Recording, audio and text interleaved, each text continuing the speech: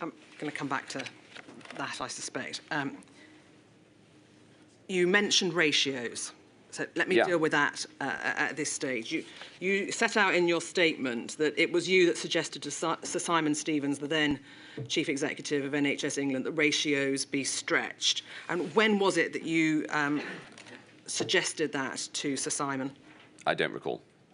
Are we January, February, March? Can you help at all in the timeline? It will have been during the period when we were building the Nightingales as well. So was probably February 2020. But we'll be able to find, it'll be there in the paperwork. It's not meant to be precise, it was the 10th of February. That's not what I'm asking you. It's just generally to try and get an overview of what point it was you decided to ask Sir Simon to stretch the ratios in the way that you did. So one of the things that we would do, yes, so the answer to the question is February. All right. And on what basis did you make that decision? Oh, so it was clear that there was likely to be very significant pressure on the NHS. And I wanted to ensure that there was as much capacity as possible in the NHS. And I was pushing for the building of extra hospitals. We'd seen that the Chinese had built a hospital in 2 weeks. And one of the responses that came back was, there's no point in building extra hospitals because we don't have enough staff. To which my response was, well, what we're going to have to do is stretch ratios of the staff-patient ratios as much as is clinically possible, even though that's difficult, and at the same time build more hospitals, which is what became the Nightingale project. So it was essentially, the reason I pushed that was because I was rejecting advice that we couldn't increase NHS capacity in short order. Now, the stretching of the ratios into Nightingales is a slightly different matter because we have heard evidence that they were being stretched within an ICU unit within the hospital itself because the ICU unit had to expand by double or if not triple its capacity. All right. So it's not just the Nightingales. That was another part of the overall stretching of the NHS's capacity to deal with this. And there's one other factor which made this, which is important here, which is that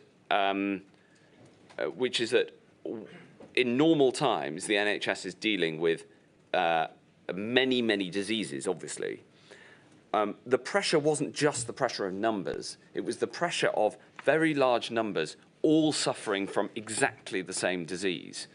And so that led to acute pressure on particular aspects that were necessary for dealing with COVID-19, like ventilators, oxygen supply, etc., that may not have been necessary for other purposes. So it was not just the pressure of numbers, and at this point, remember, anticipated numbers, because there were very few in hospital in February. It was the pressure of a very large number of people presenting with the same condition. Okay. On what basis did you, or were you advised to go to 1 to 6 as opposed to 1 to 3, 1 to 4? Who was telling you that's an acceptable? That was an NHS decision. All right. Did you appreciate that in the context of intensive care, stretching to ratios of 1 to 6 would mean providing a very different level of care to the patients? Right. Yes, of course. I think not only did I appreciate it, I saw it for myself. I mean, I talked to the ICU nurses. You know, I took the advice. I think it probably came through Simon Stevens, probably from Ruth May as the chief nursing officer. But it would have been a Simon Stevens decision, actually, the actual 1 to 6. But did I appreciate it? Absolutely. Well, let me ask you this. How did you assure yourself that stretching to those ratios wasn't putting the nurses under absolutely intolerable pressure? Well, the actual decision will have been a decision, as I say, for Sir Simon Stevens, so you'd have to ask him that. My role was to say we have to expand NHS capacity and to push against the initial feedback, which is that the limitation on this will be the number of people that we have. All right, but the question I wanted to know was how you assured yourself, not the actual ratio, it doesn't matter for these purposes of 1 to 4, 1 to 6, but how did you assure that the stretch per se didn't put those nurses under intolerable pressure? I had to rely on my clinical advisors and the NHS England advice, and I'm sure the CMO will have had a view on this as well, that was an appropriate level to go to. You have to remember that the formal running of the NHS was independent, and so this really is a question for Simon Stevens. Well, given that you were suggesting to him that the ratios be stretched, people might forgive me for asking you. No, it's totally reasonable to ask me. assure yourself that they weren't put under just the most immense strain. Yes, but that's if I may say so, a slight misunderstanding of how the system operated. My job was strategic. It was to drive the system, but also to accept advice from the system. So the conversation would have gone, we need, over a period of days or probably weeks, we need to ensure we expand NHS capacity.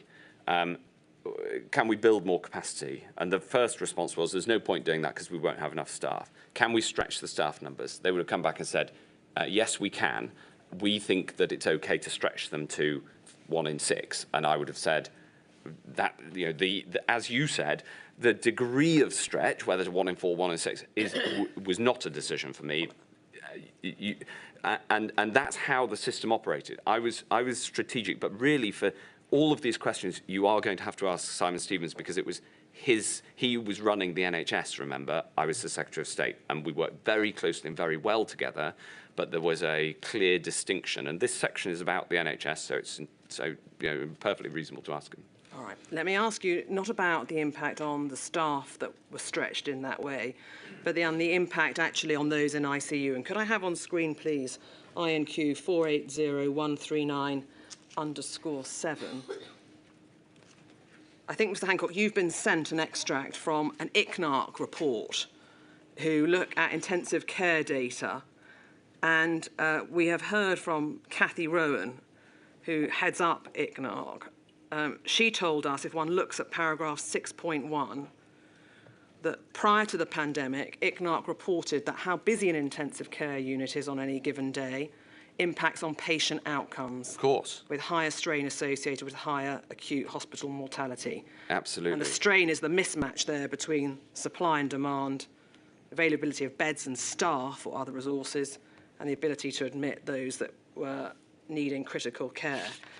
And their ultimate conclusion, if one goes over the page, please, to paragraph 6.4, that when they adjusted for potential differences in important patient factors compared to typical ICU strain, they found significant association between exposure to higher ICU strain and higher acute hospital mortality. Yes. Both for those with COVID yes. and those in ICU that were not COVID. Yes.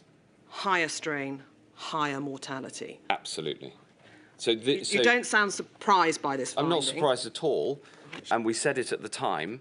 And you have to remember that I was trying to drive up NHS capacity because I know it's technically outside the remit of this particular element of the inquiry, but really my role was overarching rather than specific to the NHS.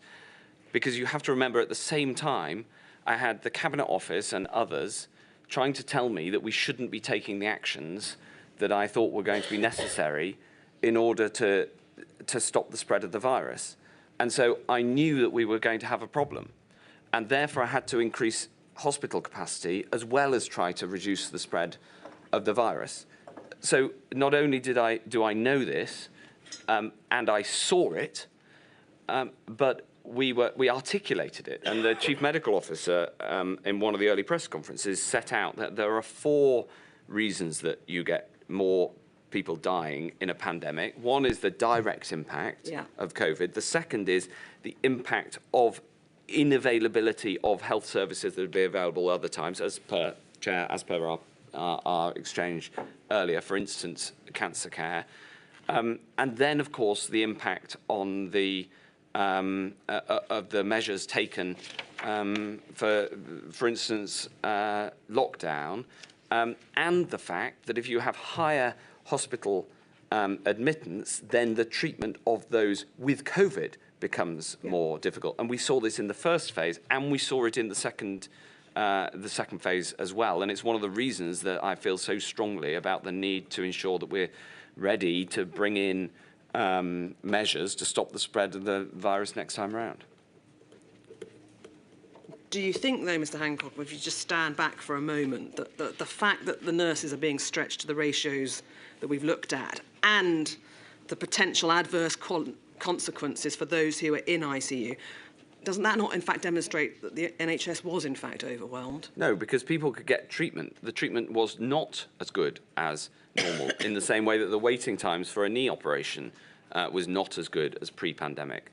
But that is not the measure. I'm not saying that the NHS was perfect in the pandemic, and I'm not saying that it wasn't severely pressured in many areas and that that pressure had consequences. The point of saying that it wasn't overwhelmed is that the system as a whole withstood the pressure. And as I say, that is not only accurate, but it was also important to say during the pandemic because we had to reassure people that the NHS remained there for them. Remember, there were people who didn't turn up.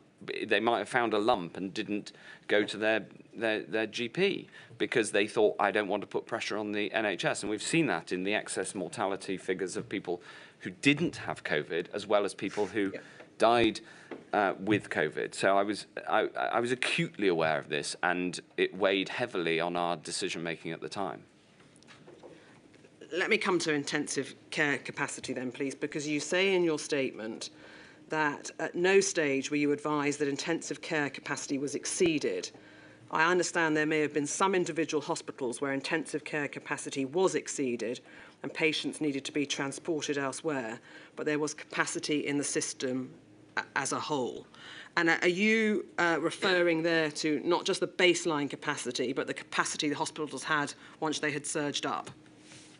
I am, but again, the detail of that and the triage of people to a different hospital, if a hospital became full, was core business of NHS England, and I didn't get involved at a day-to-day level. No, I wasn't asking you about the transfers. Yeah. It was just simply that when you're talking about ICU capacity, in your mind, that's baseline plus whatever surge capacity there was. Yeah, of course. At only baseline capacity, there was no way that we could have treated as many people as we did.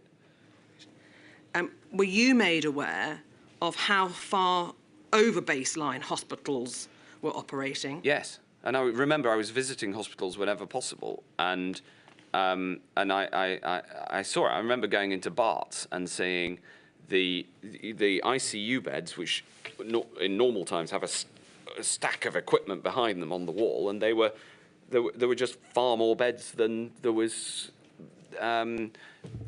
space for. Of course, I saw it. I saw it for myself. Yeah. In England, we've heard that NHS England reported occupancy based on the surge capacity, which sometimes suggested there was a lot of beds available, but didn't really alight upon the fact that these hospitals were operating at double their intensive care exactly. capacity. And you've got to remember also... No, can I finish? Thank you. Of course. What I wanted to ask you was, do you think in reporting that way, that gave perhaps a more positive picture of we've got a lot of beds available, it's okay, rather than demonstrating that some of these hospitals were running 20 or 30 more beds? Yeah. Absolutely. Sorry, the point I was going to make was precisely to your question, which is that you also have to remember that at the start of the pandemic, we didn't have... I couldn't get an answer out of the NHS about how many beds they had. And by the end of the pandemic, that data was much better.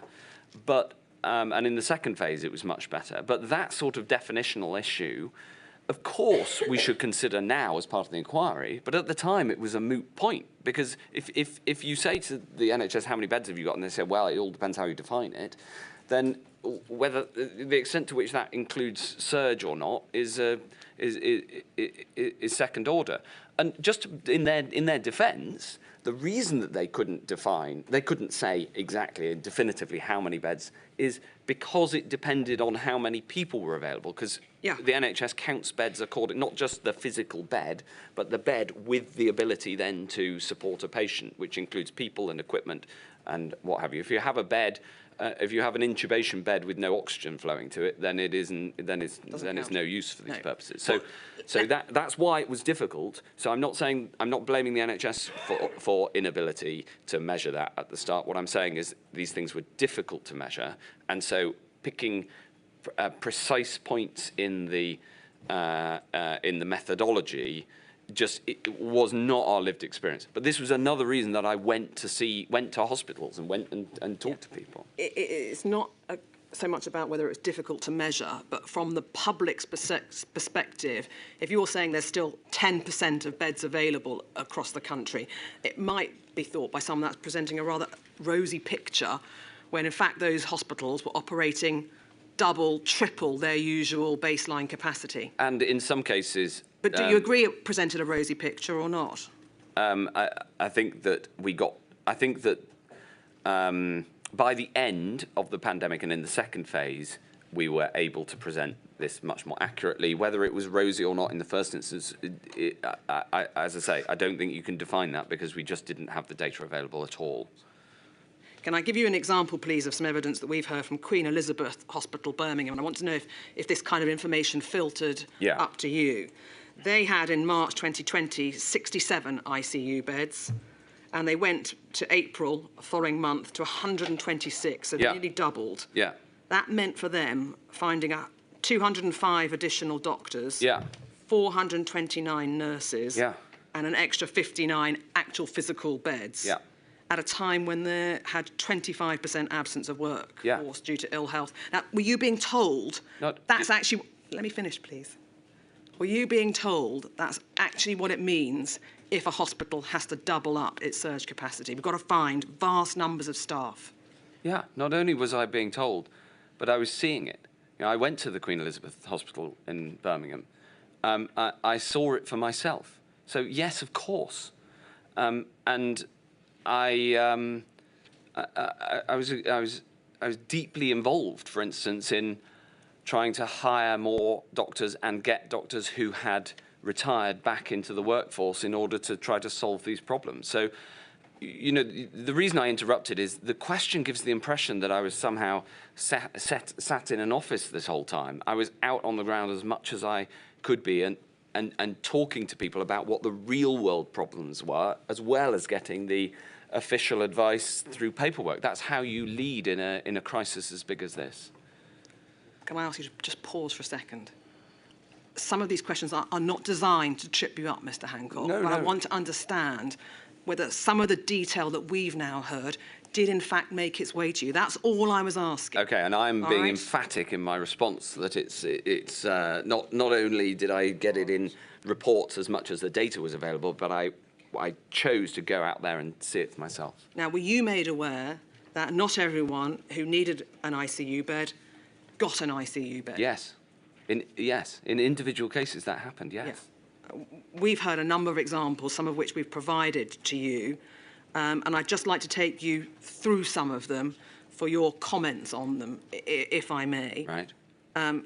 You are aware, I think, that on the first day of evidence, we heard from Mr. Sullivan, who told us about his daughter Susie, who had Down syndrome and was taken to hospital. Yeah.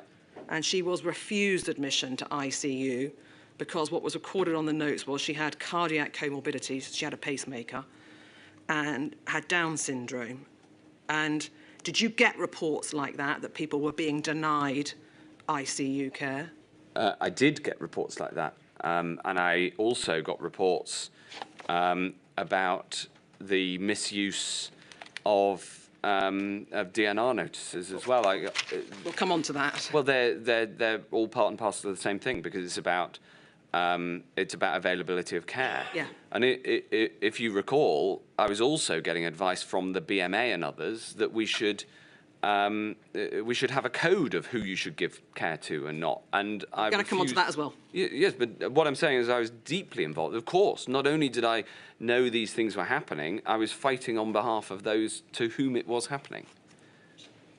Can I just stick with what happened to Susie, and can I have up on screen, please, INQ 483295_8. This, Mr. Hancock, is a serious incident investigation report that was carried out into the care that she received. And one can see that she was admitted to intensive care. The essential advice was if she worsens, she should be considered for escalation up to ICU. Yeah. And then in due course, about 3 hours later, was deemed not suitable because of her cardiac comorbidities and Down syndrome. Can we look, please, at what was going on in the hospital at the time? And if we highlight, please, the paragraph beginning, it is recognised. It is recognised that intensive care units were having to clinically prioritise patients. Yeah. Occupancy at this particular hospital on the 27th of March, the day that Susie was taken in, was 27. Why is the hospital redacted? Because it's not necessary to name the hospital. This is just an example of issues that the inquiry's been made aware of. But put that to one side for a moment, yeah. Mr. Hancock. Just concentrate on what was going on in the hospital. There was 27 level 3 patients, which was already an increase from the 21. And the baseline there was 23 beds. Normally, staff for 9 level 3, which is the highest level of care, ICU beds, and 14 level 2. So they were already running at over capacity. Did you ever get examples of particular problems like this brought to you? I know you're looking at it from a national picture, but did you ever get Yes, this of course. Right. Yeah. It might suggest that in her case, the decision was wrongly taken to deny her ICU, or it might be that the notes are very badly and incorrectly drawn. But either way, do you not think this is an example of tragic overwhelm in the NHS? This is an example of a tragic case, and serious case reviews are intended to get to find out what happened, and individual clinicians make judgments like this in normal times, but made judgments like this because of the pandemic, more so. And of course there was enormous pressure, and of course it had consequences, absolutely. The inquiry has sent you its research conducted by IFF, and can we just have a look at that, because it's not an isolated experience. Can I have up on screen, please, INQ 499523 _ page 3. And we have there a summary of the research. I'm not going to suggest to you, Mr. Hancock, this is representative of entire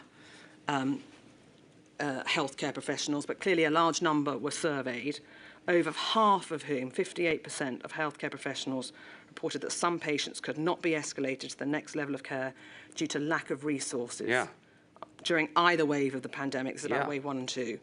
A&E doctors and paramedics were more likely to have ever been unable to escalate care. And if we just go on to page 17,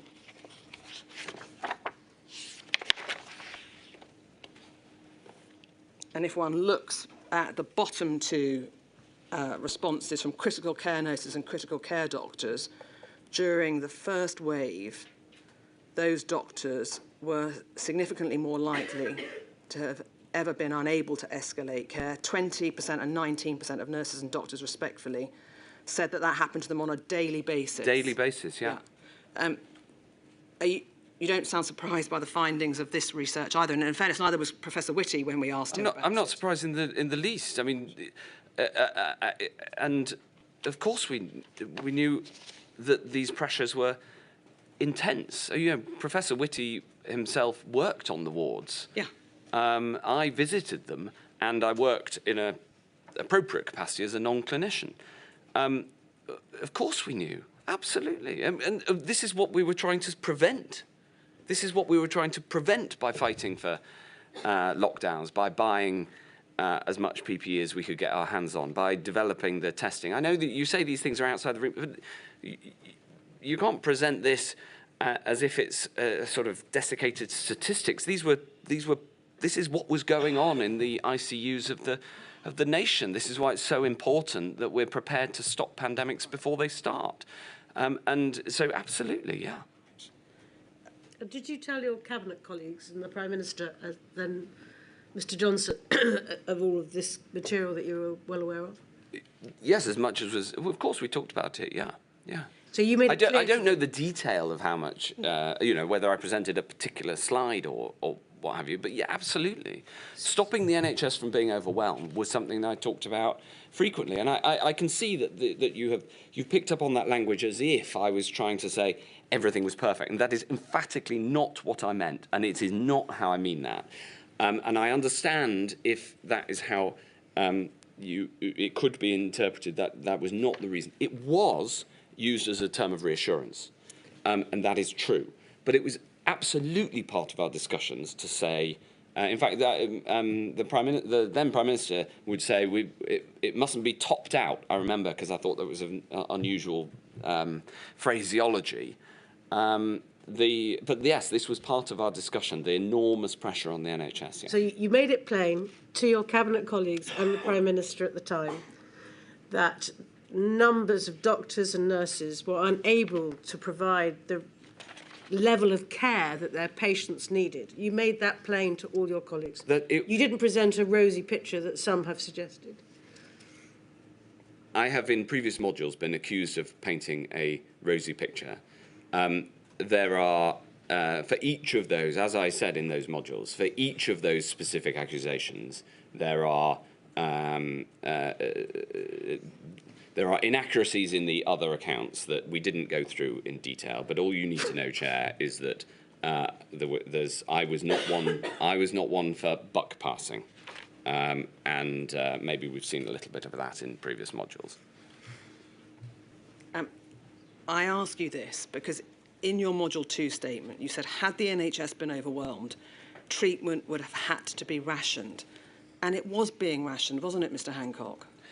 What I was trying to avoid, and what we successfully avoided, was an overall rationing to say people, according to these characteristics, aren't going to be cared for. That's what would have happened if we'd let the virus get more out of control. And we managed to avoid that both in the first and the second phase. Did people get as good care as they would have done in normal times? Of course not. There was a pandemic. No. So I think we're agreeing with each other. I think we are. Yeah. And it's just this. If people can't get into ICU, for example, because the doctors don't consider that they can be escalated, we've sent you an ICNARC report which suggests that older people... You sent me endless evidence showing that the NHS was under incredible pressure, as if I wasn't there. No, I know. But I visited as often as I could. I talked to the doctors. Of course, I relied on the official advice that I was getting, but I went to see it and I spoke to people regularly, as did my senior advisors. We were emotionally engaged in trying to stop this from being from getting worse, frankly. I want to deal with one final aspect on this, please. Can I ask, please, that we look at a clip of footage from a witness that gave evidence by the name of Kevin Fong. I think you've seen his transcript, but I'd just like to watch a short clip of what he told us. Help me about what the matron said about the scale of death that they had observed in that unit. Yeah, and this is one of those things that is really very difficult to capture in figures. The scale of death experienced by the intensive care teams during COVID was unlike anything they had ever seen before. They're no strangers to death. They are the intensive care unit. They look after some of the sickest patients in the hospital. But the scale of death was truly, truly astounding. I went into this and other hospitals where they said it would be routine to see 3 to 5 deaths a day. I worked on a shift where we had 6 deaths in a single shift. Another hospital told us that they had 10 deaths in the shift, 2 of whom were their own staff. We had nurses talking about patients raining from the sky, where the nurses said that one of the nurses told me that they just got tired of putting people in body bags. Another hospital where they said that sometimes they were so overwhelmed that they were putting patients in body bags, lifting them from the bed, putting them on the floor, putting another patient in that bed straight away because there wasn't time. We went to another unit where things got so bad, they were so short of resource that they ran out of body bags, and they were instead issued with 9-foot clear plastic sacks and cable ties. And those nurses talk about being really traumatized by that, because they had recurring nightmares about feeling like they were just throwing bodies away. These people are used to seeing death, but not on that scale and not like that. And whatever the figures show you, the experience for them was indescribable. And when we talk about capacity in healthcare systems, you know, the toll on those teams from that scale, and it really was like nothing else I have ever seen, and certainly not like nothing else those teams had ever seen in their experience. It was incredibly difficult.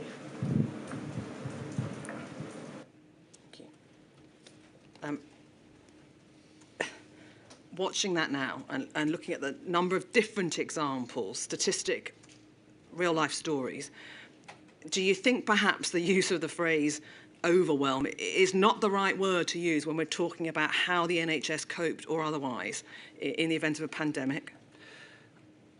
I agree with everything that that was said in that clip, and I saw it for myself. Yeah.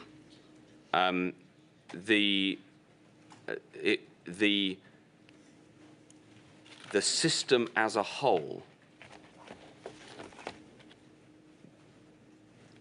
had to cope with more than it has had to cope with at any other time in modern history.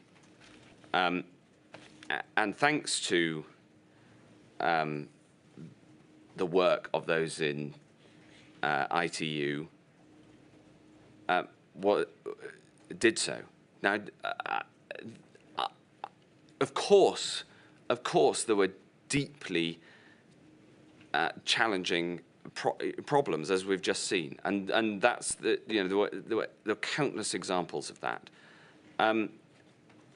At the same time, we had people who were at risk of dying from not coming forward, and it was therefore important and my responsibility and my duty to ensure that the public felt that should they really need it, the NHS was there for them. And balancing these considerations was difficult and hard, but they did need to be balanced. And so that's why I used, and I was right. Still believe I was right to use that language, because, of course, there are individual. It's similar to PPE provision, right? I've said that there was no national shortage of PPE. That is true. It is verified by all of the paperwork. But that doesn't mean that there weren't shortages in individual places where the logistics couldn't get it to. And this is a similar concept. My responsibility was for the system as a whole, and then to try to relieve the individual pressures as much as possible. But it comes back to the point that this modular approach is sort of narrows the point. The best way to solve that problem was to have measures in place at a national level to stop the spread of the disease. Right. And that was core to my responsibility as well. So that's my explanation. And I think that you can have an endless debate about the linguistics. What matters is the substance. Well, yes and no, Mr. Hancock, because actually, if you make a statement like the NHS was not overwhelmed, and you can't get an ICU bed because you're old, or you've got Down syndrome, or because there aren't enough nurses, plenty of people would say that is overwhelm, wouldn't they? And that's why it's not just semantics. No, I'm saying that the substance is what matters here. Oh. And for instance, when an ICU didn't have any more capacity, the NHS's response was to then ensure that there were transfers available to other places because the picture was never even across the country. That is the system-wide response, but it doesn't take away from the individual pressures. And as I say, there were other reasons to explain why, and to use the word, the language that I did, and you have to take them into account as well. You just can't take one element of this response into account on its own. You can't do it, because then you miss some other consideration that had to be balanced. All right, let me ask you this finally on this topic, perhaps before we break. In your final paragraph of your statement to Module 3, you say this: finally, I would strongly recommend that an early objective of any future pandemic is to make sure the NHS is never overwhelmed. Yes. How practically do you suggest that that can be achieved in the event of a future pandemic? As soon as you see that a pandemic is, it comes back to the pandemic doctrine that we've discussed in the previous two modules. As soon as you see that a pandemic is going to require action, what are called non-pharmaceutical interventions, you get on with it straight away. You don't wait in the hope that it'll disappear or stick your head in the sand. All right, so you buy more PPE, you start your surge capacity plans. Is that what you're talking about? No, what I was talking about very specifically was bringing in lockdown measures as soon as they might be needed, because you're going to have to bring them in anyway. Right. Outside of lockdown measures, thinking about it from the NHS perspective. You can't think about the NHS response outside of lockdown measures. Okay. The system as a whole, this is an overall policy response. There were 7 elements of the battle plan, and you can't just say, well, how did that one work? You have to ask how the system worked, because it's impossible to answer the question without talking about overall measures, because we were in a pandemic. Obviously, but what I can say is, as well as lockdown measures, you of course also need to have an adequate and accessible PPE supply. You need to have a testing system that's ready to grow and ready to expand rapidly. You need to make sure that you can get a vaccine as soon as you possibly can. You need to undertake the challenge trials to understand spread, not just by observing evidence in the wild, so to speak, but by having a scientific approach to doing that and getting over the improper ethical caution around using challenge studies. You have to have an overall system response, and that is why I'm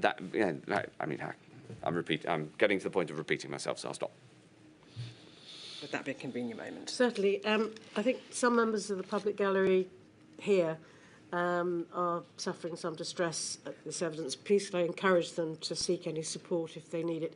But also, if people are at home feeling distressed, could they check out where they could get support? Yes, thank you very much, my lady. Thank you. past.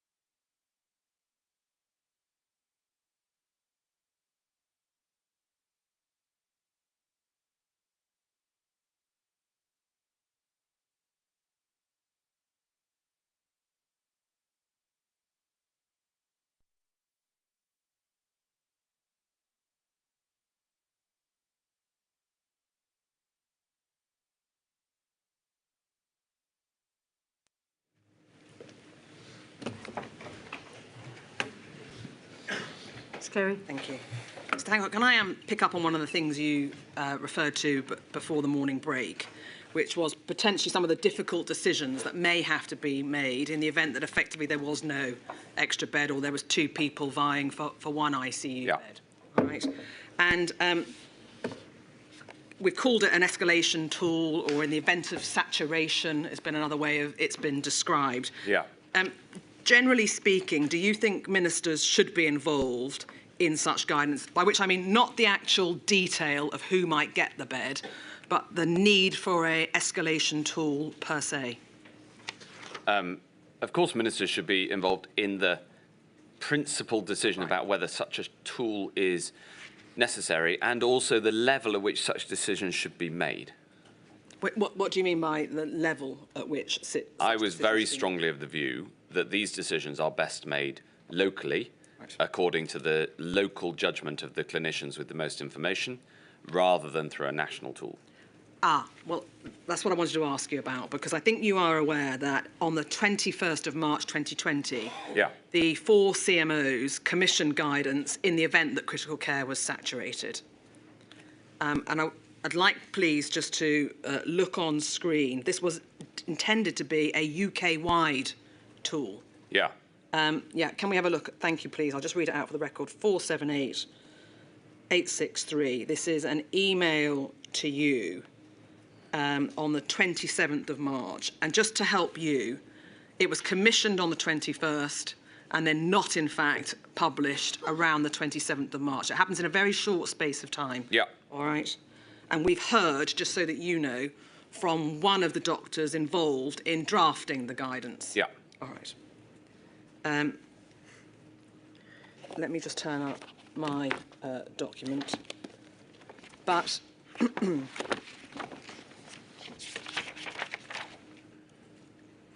were you made aware, as this email sets out, that some local regions were requesting guidance, and in fact there was a desire by a number of different people working within the ICU sector that they wanted a tool in the event they had to start making those decisions? I was aware there were some voices calling for that, including within the BMA as well. Right, okay, because we've heard from, for example, the Royal College of Anaesthetists and the Faculty of Intensive Medicine saying they felt extremely exposed without such guidance. And indeed, some of our spotlights started developing their own tool in the absence of guidance. All right, so there was clearly a degree of a desire for the tool. But it would be inaccurate to say that that was a consensus, or indeed, in my view, a majority view. But there were some people calling for it. All right. I think you said you didn't see it in your statement, but you were aware that it was going to be published. That's not quite right. Help us with that then, please. If I can give a slightly longer answer. Of course. It comes back to the exercise that we did in the middle of February. When we did that exercise, it was proposed in the meeting that such a piece of guidance should be put together, and I objected.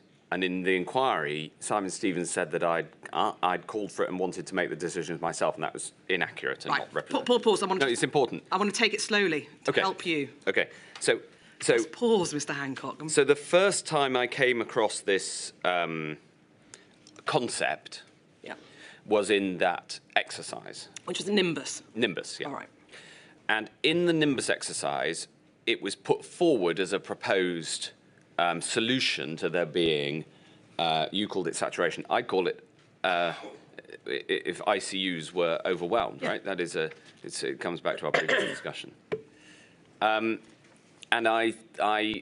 we had a discussion about it, and I concluded then that we shouldn't have such a tool, and that my main conclusion from Nimbus was we must ensure this never happens. Yes. Right.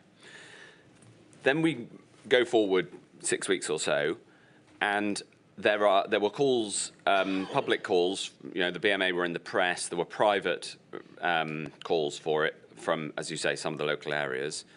And this is an example of the sort of thing I would then talk to people on the ground about. And so I took a wide array of views. Who did you speak to? Give us some examples.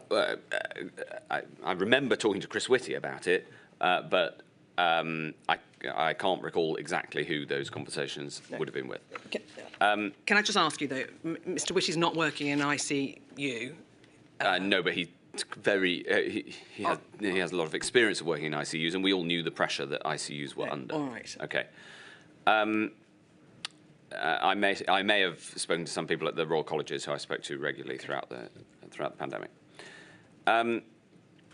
My view was that these decisions must not be taken by ministers.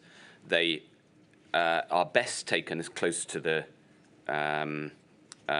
patient as possible, with as much information about that individual patient, and that doctors make these sorts of decisions all the time. Of course, they were having to make far more of these decisions in the pandemic because of the enormous pressures.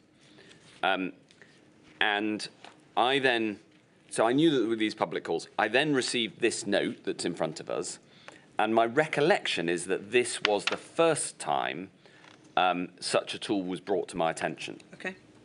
And I immediately went to see Chris Whitty, who I knew was sceptical of such a tool.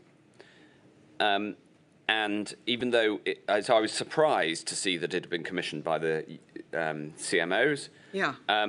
And he agreed that he agreed with me that that it wasn't necessary. And then I phoned up Simon Stevens and I said, I'm really uneasy about this sort of tool. And he said he thought that it was not a good idea either. Right. And having spoken to those two people, that's all I needed. Right.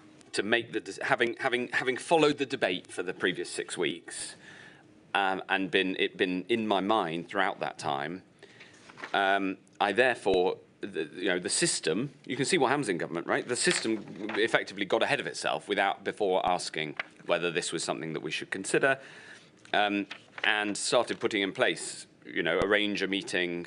That HMIG is a meeting of the healthcare ministerial group on Sunday. Right. So they got going. We're going to come on to that. And so I just said, I got this. I took advice from those two people and made the decision that it shouldn't happen. Right. The other thing that's happening at this point is, of course, this is the worst point in the first phase of the pandemic, because this is when case numbers were really shooting up, and we didn't know if the system as a whole, as opposed to individual incidents, was going to cope. And frankly, I was petrified that the actions that we were taking in terms of lockdown might not be strong enough to stop the NHS being completely overwhelmed and is getting to the situation as we'd seen in Lombardy of a generalised across-the-board inability to access care.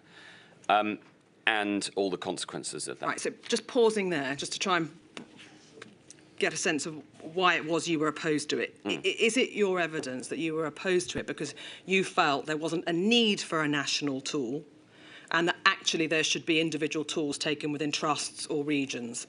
I felt strongly that if we tried to write a national tool, its local interpretation might end up being too legalistic or box ticking. What I wanted is the doctors to have the discretion to make the decisions as they see fit, with the best way to save lives in the circumstances. Can I ask you, please, then, about that weekend that you've just alluded to? And can we have a look on screen, please, at INQ 48276/3.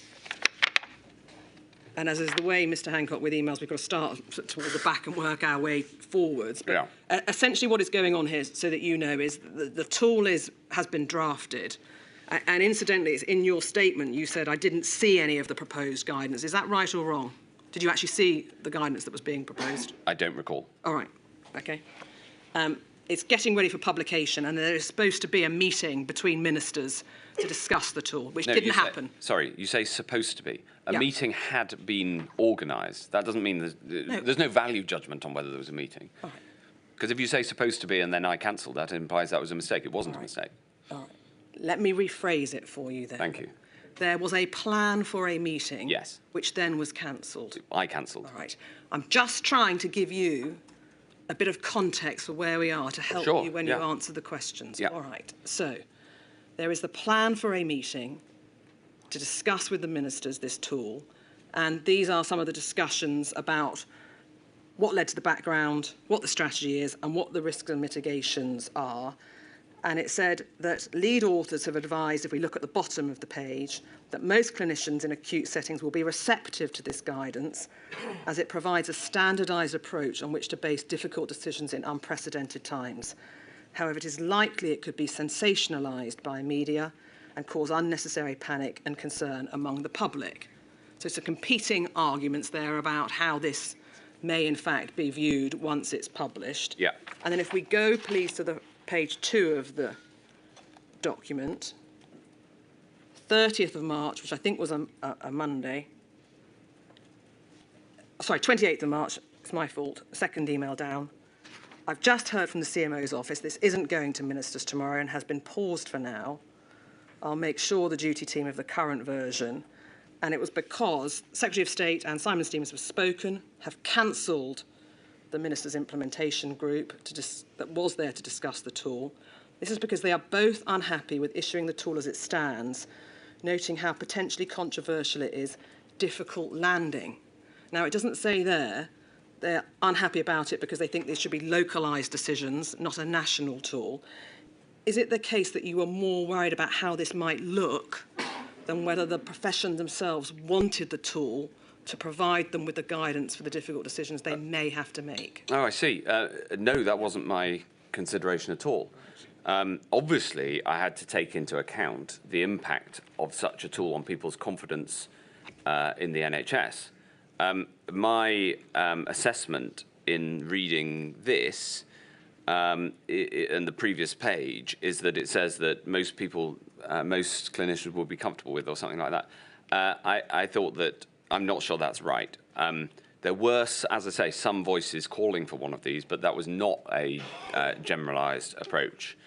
And my assessment is that it is very hard to write something that would improve on an individual clinician making a decision according to the Hippocratic Oath and their best medical assessment of how to save lives. That is, and so I actually, until I've reread this now, I hadn't really considered the wider controversy as that might happen as critical.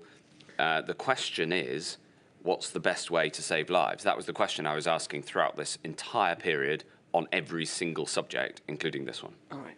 But if you didn't read the guidance itself, how do you know whether it's going to improve or not on the... Because I had deep experience in government and the consequences of writing guidance, which is to reduce the discretion of those on the front line and to increase a rules-based approach.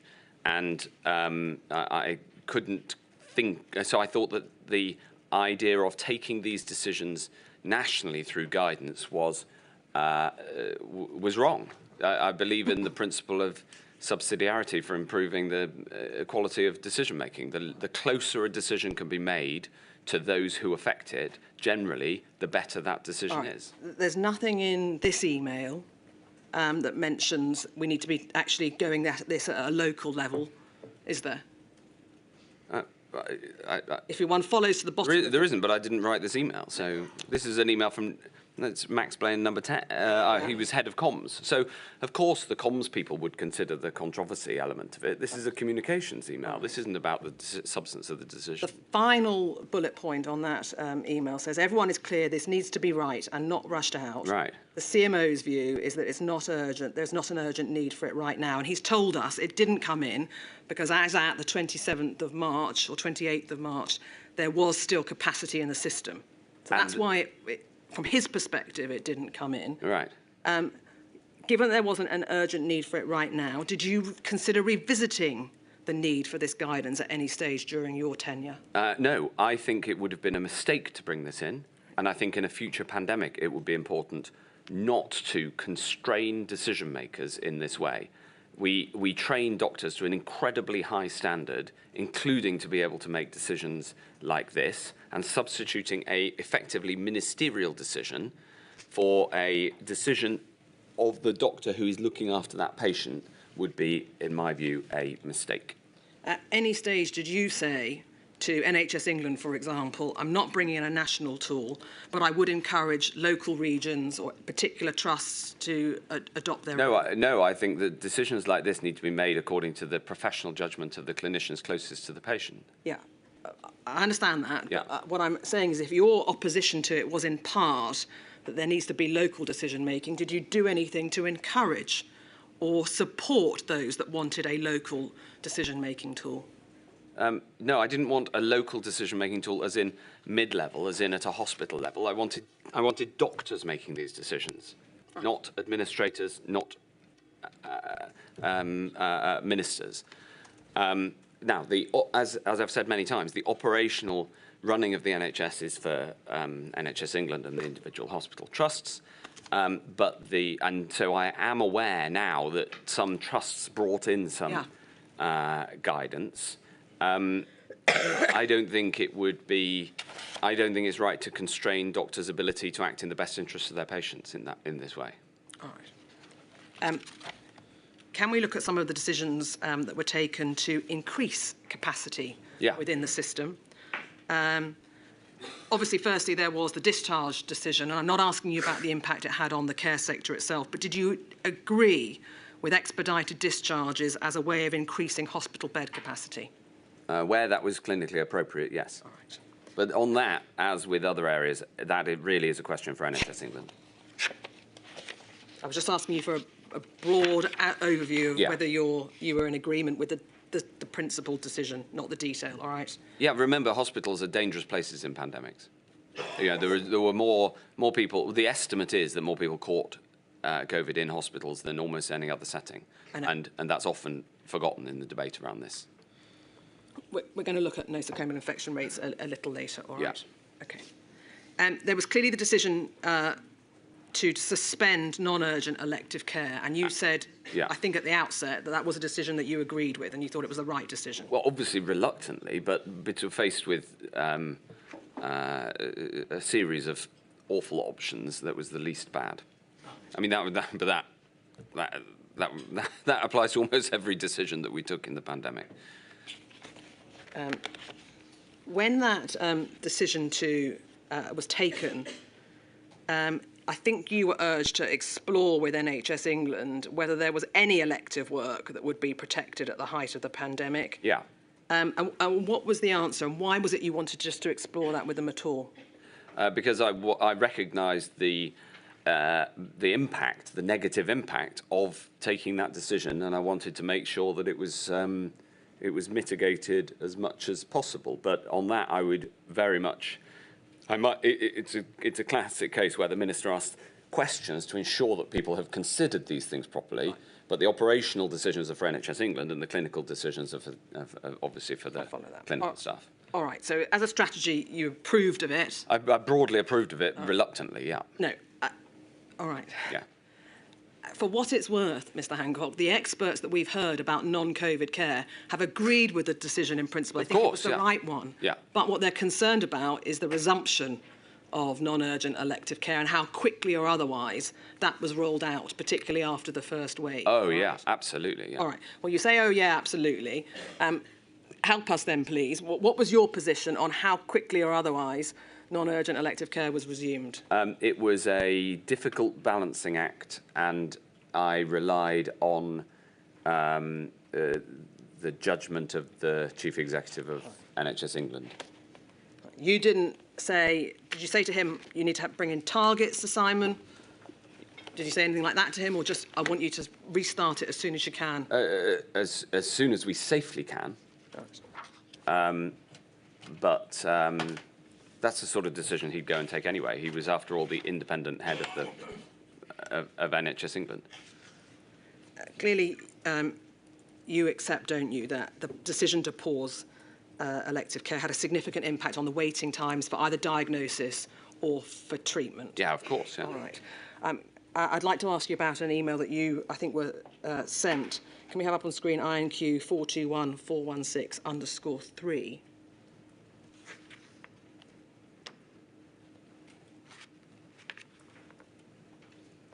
We are in March 2020, Mr. Hancock, I think around the 28th or thereabouts. And this is an email that was forwarded on to you, all right? Right. It says it's a sad case. This is one of my constituents was due to have a cancer operation at a hospital this week. It's been cancelled due to the issues with coronavirus. He completely understands the pressures on the health service, but he understands if he does not have this operation, he will lose his battle with cancer over the next 12 months. It makes the point that he's 68. He obviously wants to be around for his children, his grandchildren. Yeah. He's going backwards and forwards to prepare for the operation. The family are saying online, Boris Johnson said that no emergency operations will be cancelled due to coronavirus, but that's not true. He says, I'm conscious you're up to your eyes in it, but is there anything you, the Secretary of State or one of the ministers can do? We very much want to help this family. And they were writing to the chief executives too. And if we go, please, to then page 2 of this document. In the middle of the page, sets out that they were clear. I think Simon's probably a reference to Sir Simon Stevens. We're clear no urgent cancer operation should be cancelled. Individual clinicians and patients will discuss what's most appropriate, given the increased risk of infection. And forward on another page, where there's reference to you, at the bottom of the page, you had 3 concerns. Do we need to clarify the position on urgent cancer treatment and other therapies? There have been further 2 cases of people having cancer surgery stopped. While they're not urgent in the sense of days, it probably could not be deferred several weeks. Do we need to issue any further guidance on this? Yeah. And then here you are, as at the 30th of March, saying, I'd like to begin thinking about the plan for restarting non-COVID care. Yeah. Perhaps Simon Stevens is that, and you could have an initial discussion at the Quad meeting next week. And then there's risks of people coming into A&E and what that might entail. So this shows that you were clearly concerned from early on in the pandemic, Mr. Hancock, about how best to restart. Yeah. But also what it shows is I'm asking questions of Simon Stevens and respecting his independence running the NHS. Yeah. Now, no one's going to criticise you for asking the questions, but it really brings us on to, well, what did you do to make sure that those questions were being answered and that elective care was being resumed? Yeah. What did you actually do? What did you actually say to him? Well, we had, so the Quad, as it's put in here, was the weekly meeting that we had to discuss all NHS matters. I mean, we'd speak on the phone much more regularly than that, but we'd have an overall meeting once a week with Chris Wormald, myself, Simon and Amanda Pritchard. And that was the core decision-making meeting, if you like, when issues were on the boundary between whether they were my responsibility or Simon Stevens' responsibility. And we will have had a series of discussions about the appropriate speed for restarting given the wider pandemic. And my concern throughout this was that the NHS needed to ensure it took full accountability for nosocomial infection. And as you'll know, I had a series of meetings about nosocomial infection specifically as well. And also that there was the danger to people of catching COVID whilst in hospital for non-elective care. But at the same time, obviously we did need to restart as soon as that was safe to do so. But for the individual decisions, they're a matter for Simon Stevens, so you have to ask him about them. I'm not asking about the individual decisions. It's just a global question. There is no doubt, though, if one looks at some of the data, in fact, the UK was very slow to restart its elective care in a way that affected the figures that we've seen. I want to just ask you about HIPS in particular. Can we have on screen INQ 474262? Because this is a excerpt from the _61, please. This is an extract from the HIP experts that the inquiry has heard from. Yeah. And essentially what I'm going to show you is a graph that shows that UK fared much worse than Europe, where there was a drop in hip replacements, understandably everywhere, but 14% in Europe, and yet 46% in the UK. And could we have a look at the graph, please, on page 62? And could we highlight the top graph, if you're able? Can we see that?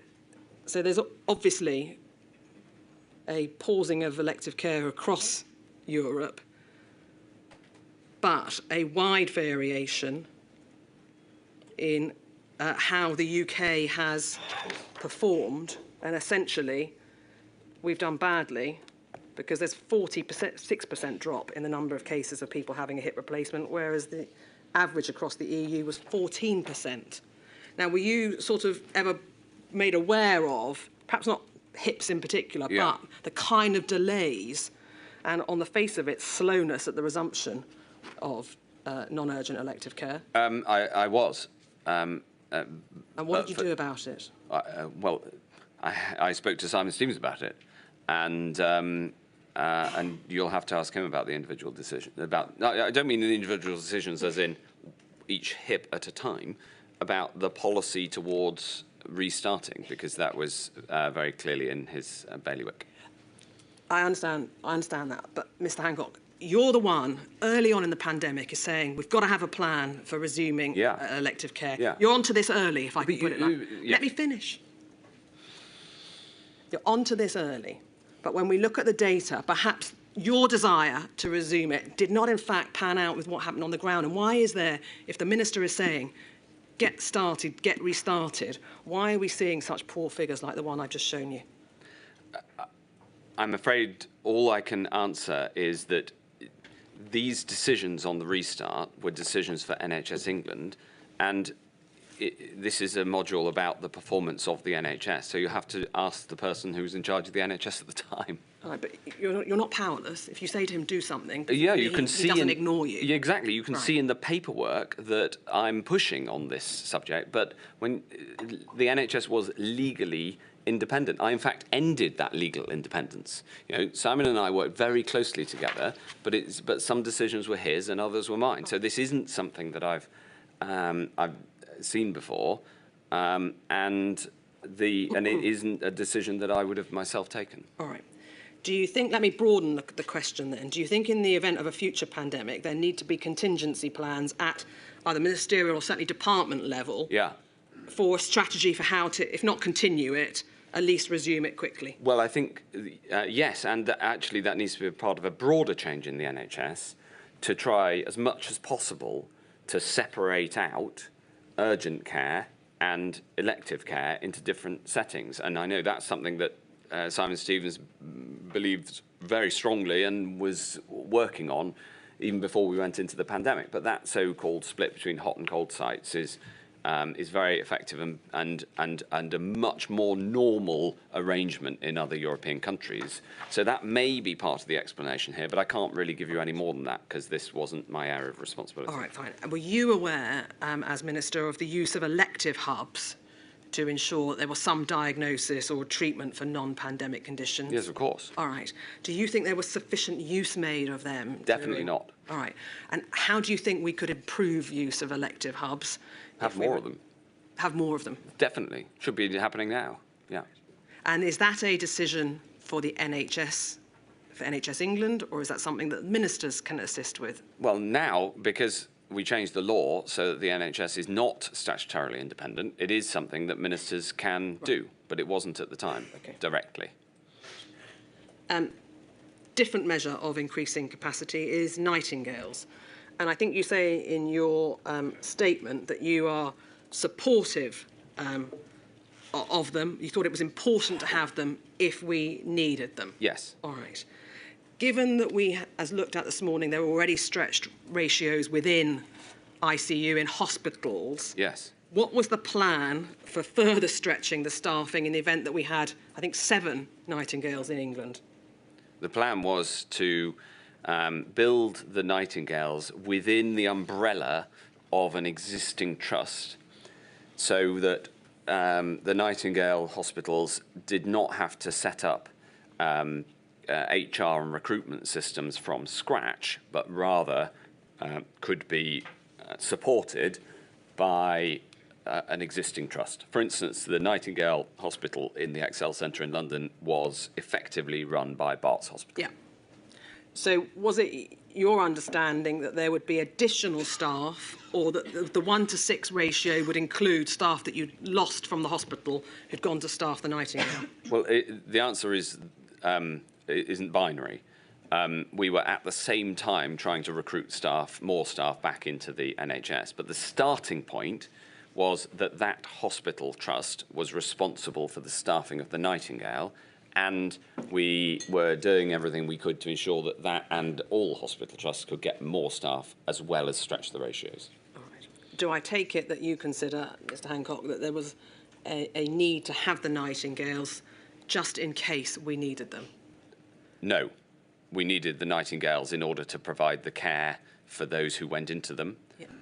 Hundreds of people received care in Nightingale hospitals and survived because of it.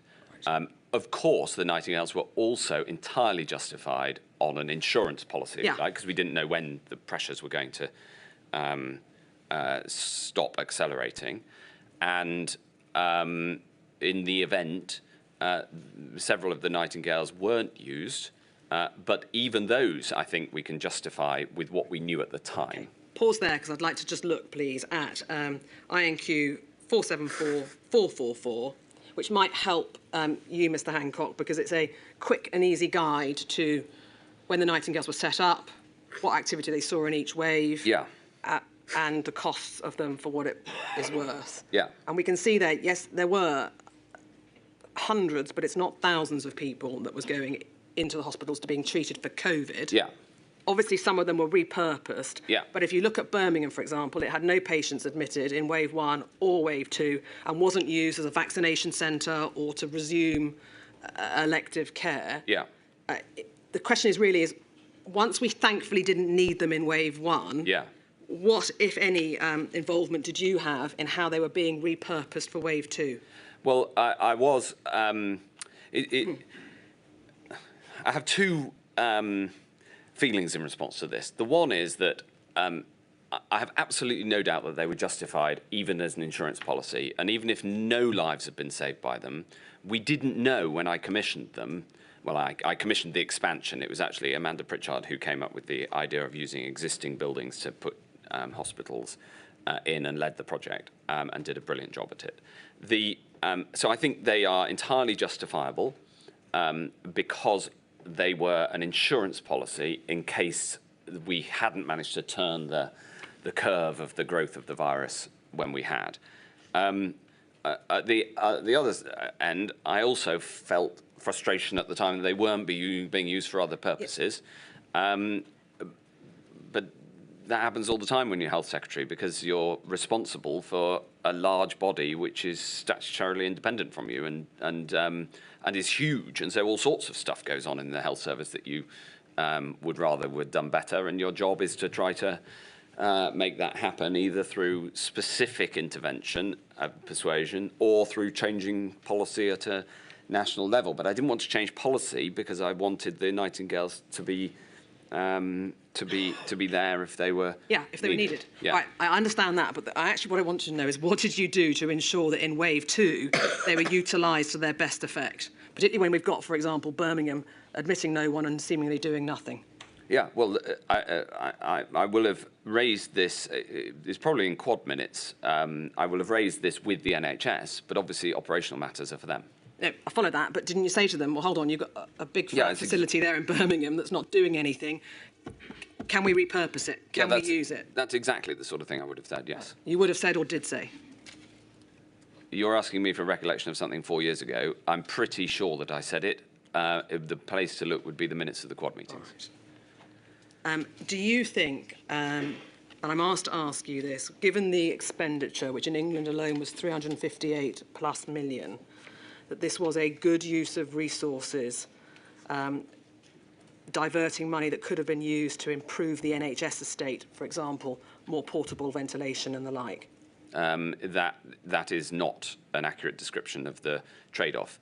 Right. The trade-off was, should we spend taxpayers' money that was effectively borrowed from future generations for this insurance policy? At this point, the constraint on the NHS was not cash resources, it was real-world resources. And so, yes, I thought it was a good use of money to have this insurance policy. Thank you. I think you are aware that between waves 1 and wave 2, NHS England, supported by the Department of Health, asked for funding for a further 10,000 beds. Yes. Am I aware? I was deeply involved in this bit, yeah. Hold your horses, all right? Let me just ask the question and then you can answer, all right? You were aware that there was the request by NHS England and the department. You just told us you were deeply involved in it, all right?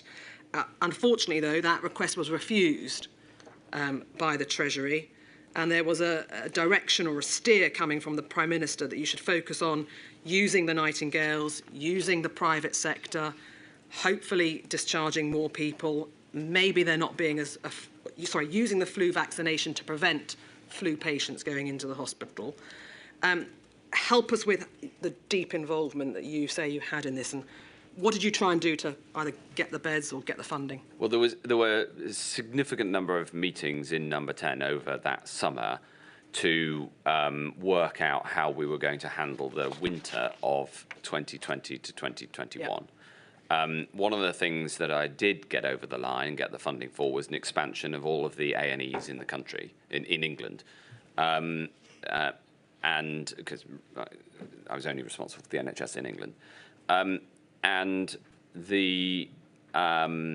in addition to that expansion of A&Es, I wanted an expansion of bed capacity. Yeah, for two reasons. The first is, in case there was a second wave in the winter, which started to become evident from late July onwards.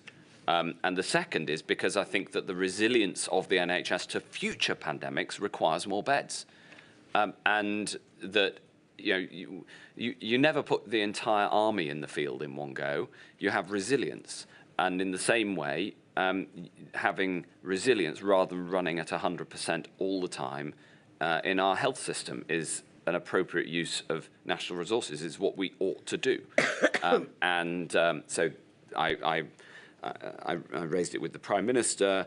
I raised it with the Treasury. I will have done that in formal and informal settings. I raised it with the Cabinet Secretary, and you can see that I did that verbally and in messages. I internally campaigned for this extra funding, and as I say, I won on some counts, and I didn't win on this one. All right. What do you think were the consequences of the refusal for the 10,000 beds, from your perspective? The pressures on the NHS were greater in the second wave than they would have been otherwise. Yeah.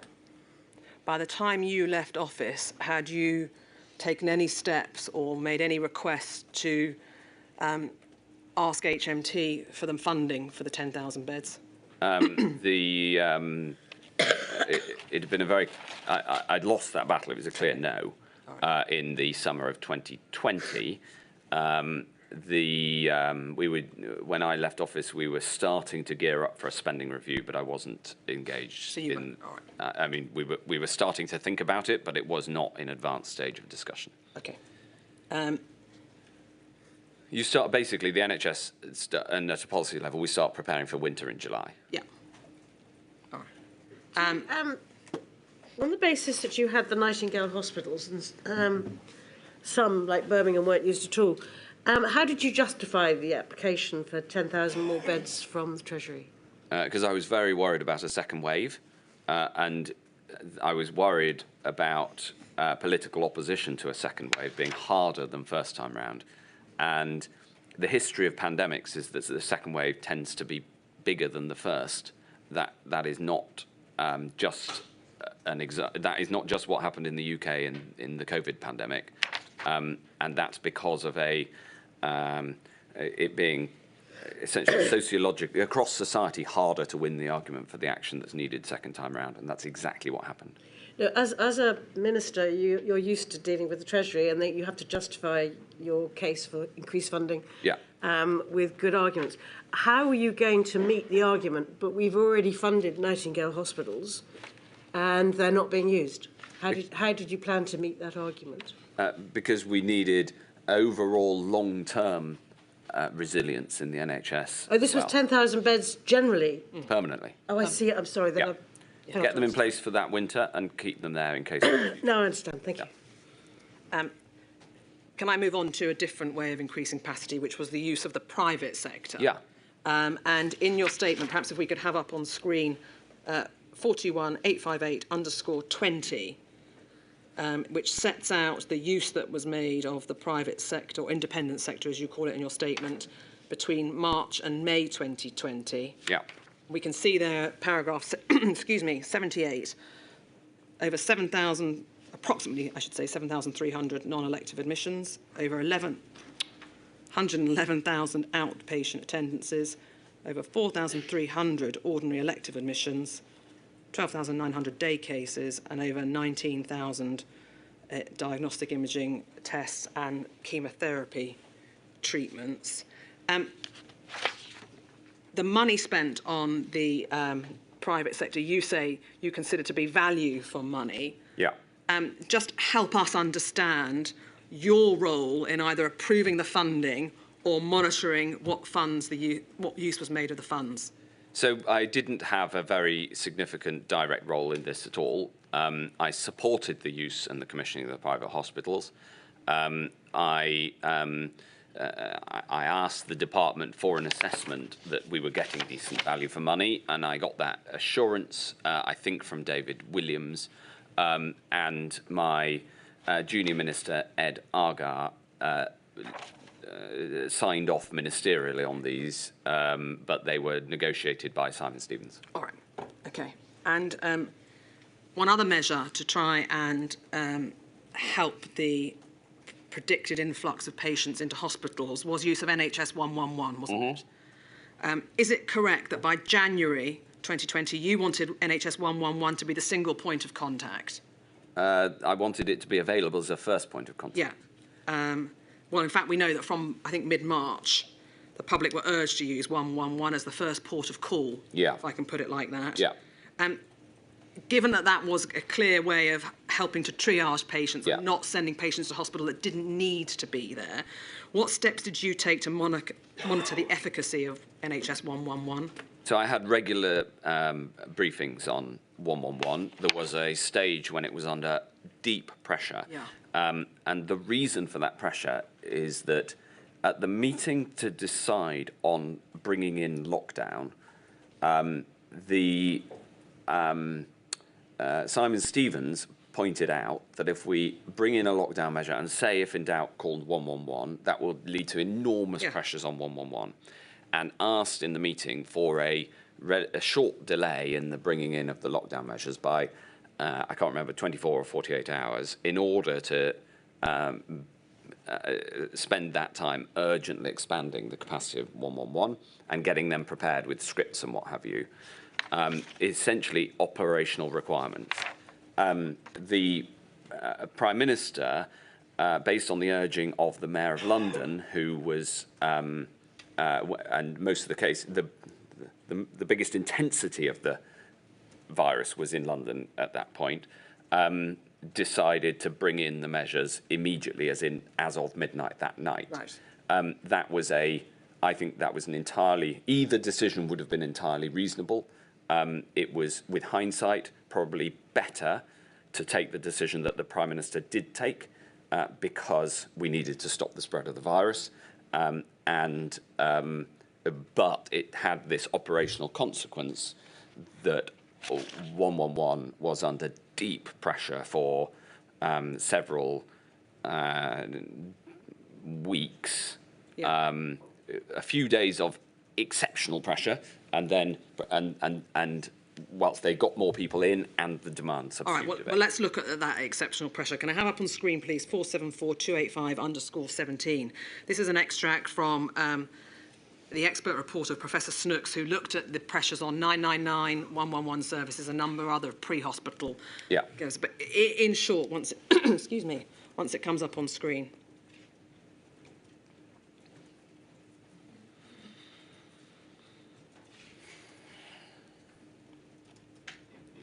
/474-285_17.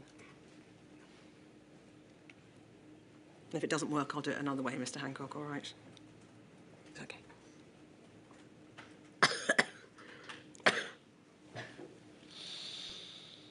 This shows us a sort of a broader view of number of calls to NHS 111 Yeah. that either answered within 60 seconds, abandoned after at least 30 seconds, and the calls answered over 60 seconds. But can I just help you to this extent? In January 2020, 111 calls were at 1.5 million. In March, that rose to just over 2.5 million, all right? But in March 2020, 1.1 million of those calls were abandoned and went unanswered. Now, it may well be that some of those people rang back, but there was a significant number of people abandoning calls to 111. And clearly the level of demand substantially higher than was predicted and was not matched by the capacity of the 111 system. Now, were you aware of the significant number of abandoned calls in March 2020? I was aware that 111 was under pressure. If I may say, if I'd received this at the time, I would have said that I don't think calls abandoned after 30 seconds is a good metric. No. Because if people call 111 to find out something that is not clinically urgent, if you like, and abandon their call after 31 seconds, then they either might have found that information on the website or found it somewhere else or didn't really care deeply about that call. Calls abandoned after a longer period would be a more appropriate metric. So, yes, there's pressures, but I'm not sure this is the best way of describing them. All right. Put aside that on any view, there are a large number of calls that are abandoned within that month, and a large also number a delay of calls in how long people took to get that response. Yeah. Yeah, but take it a wider perspective. Yeah. The point I was asking you is if you ask the public to ring 111 as their first port of call, isn't it incumbent that you can staff and properly resource that call centre? In a pandemic, sometimes you have to make difficult decisions between impalatable options, and the Prime Minister made the decision to bring in the lockdown immediately, which led to these pressures being as urgent, as acute as they were, rather than leaving 24, 48 hours to get 111 up and running. In a perfect world, you wouldn't have pandemics, and we were in a pandemic. So that was another example of two unpalatable choices. And I think that, with hindsight, having reflected on this question, I think the Prime Minister made the least bad choice. There were clearly, though, concerns in your mind about strengthening 111, because in May of 2020, you asked that question at a Quad meeting. What can we do to really strengthen 111 so it becomes the first port of call instead of A&E? Yeah. What were you being told in May that provoked you asking such a question? Well, this was, by May, the acute problems in 111 had been mitigated, and the NHS had expanded capacity, and the system was running well. This isn't about what I was being told. This is about the action I was trying to take. At my instigation, I wanted us to bring in a system of 111 first. And the idea there is that before going to A&E, you call 111. And if you can be dealt with on the phone, you are. And personally, I think it should be our national system and normal, if you like, and every citizen know that if you're going to go to A&E before going to A&E, you call 111. And that be a sort of a process, both so that A&E knows better what's about to come through its door, so for sort of operational reasons within an A&E, and also because a whole load of cases might be able to be solved on the phone or triaged to a non-acute setting. So I think we should bring that in anyway. I tried to bring it in over that summer. It was a major operational change. I'm going to ask you about it. Okay. All right. Just. But that's what that was all about. Right, OK, so let's go to May 2020. To help you, Mr Hancock, can I have on screen INQ 409864? Because there was a meeting about non-COVID A&E and NHS 111 on the 22nd of May, all right? And you were updated on the figures for A&E. Attendance had dropped by more than 30%, but had begun to rise, all right? And then NHS 111 during the crisis, this shows calls through to the 111 service very steeply in early March, as we just looked at. Capacity couldn't increase at the same rate, so at a peak, 40% of calls were not answered. Later in March, there was a reduction in capacity while increased activity was maintained, and there was a particular spike when you offered testing to symptomatic people through 111. By March, May, activity levels are now much more in line with historic levels, and we're now answering the vast majority of calls. Bottom bullet point, please. Secretary of State noticed he was surprised that with the sharp fall off in A&E, NHS 111 is not picking up more of the burden, at least by the telephone service. He asked where that demand has gone.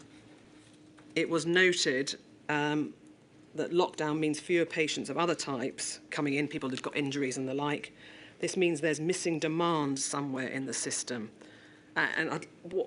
Obviously you were concerned that if people aren't going to A&E, and they're not ringing 111, but they're still getting injured or still need treatment, where are they going? Is that the missing demand that you were worried about? Yes. All right. And what did you do about the missing demand? Well, the note itself gives some explanations for why there might be less demand. There are less, sports matches in a pandemic, and therefore there'll be fewer injuries, and there's the number of non-COVID infectious diseases, actually, we didn't know this at the time, but fell very, very sharply during the pandemic because of social distancing. So that is a reasonable answer.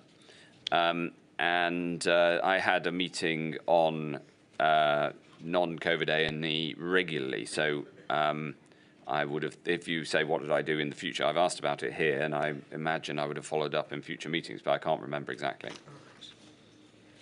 The Health and Safety Investigation Branch have prepared a report in relation to 111, and they concluded this: there was strong messaging around patients staying at home if they reached a self-care at home disposition. For some callers, though, this had discouraged them, that messaging, from recontacting NHS 111 or seeking medical advice from elsewhere, even if their condition deteriorated.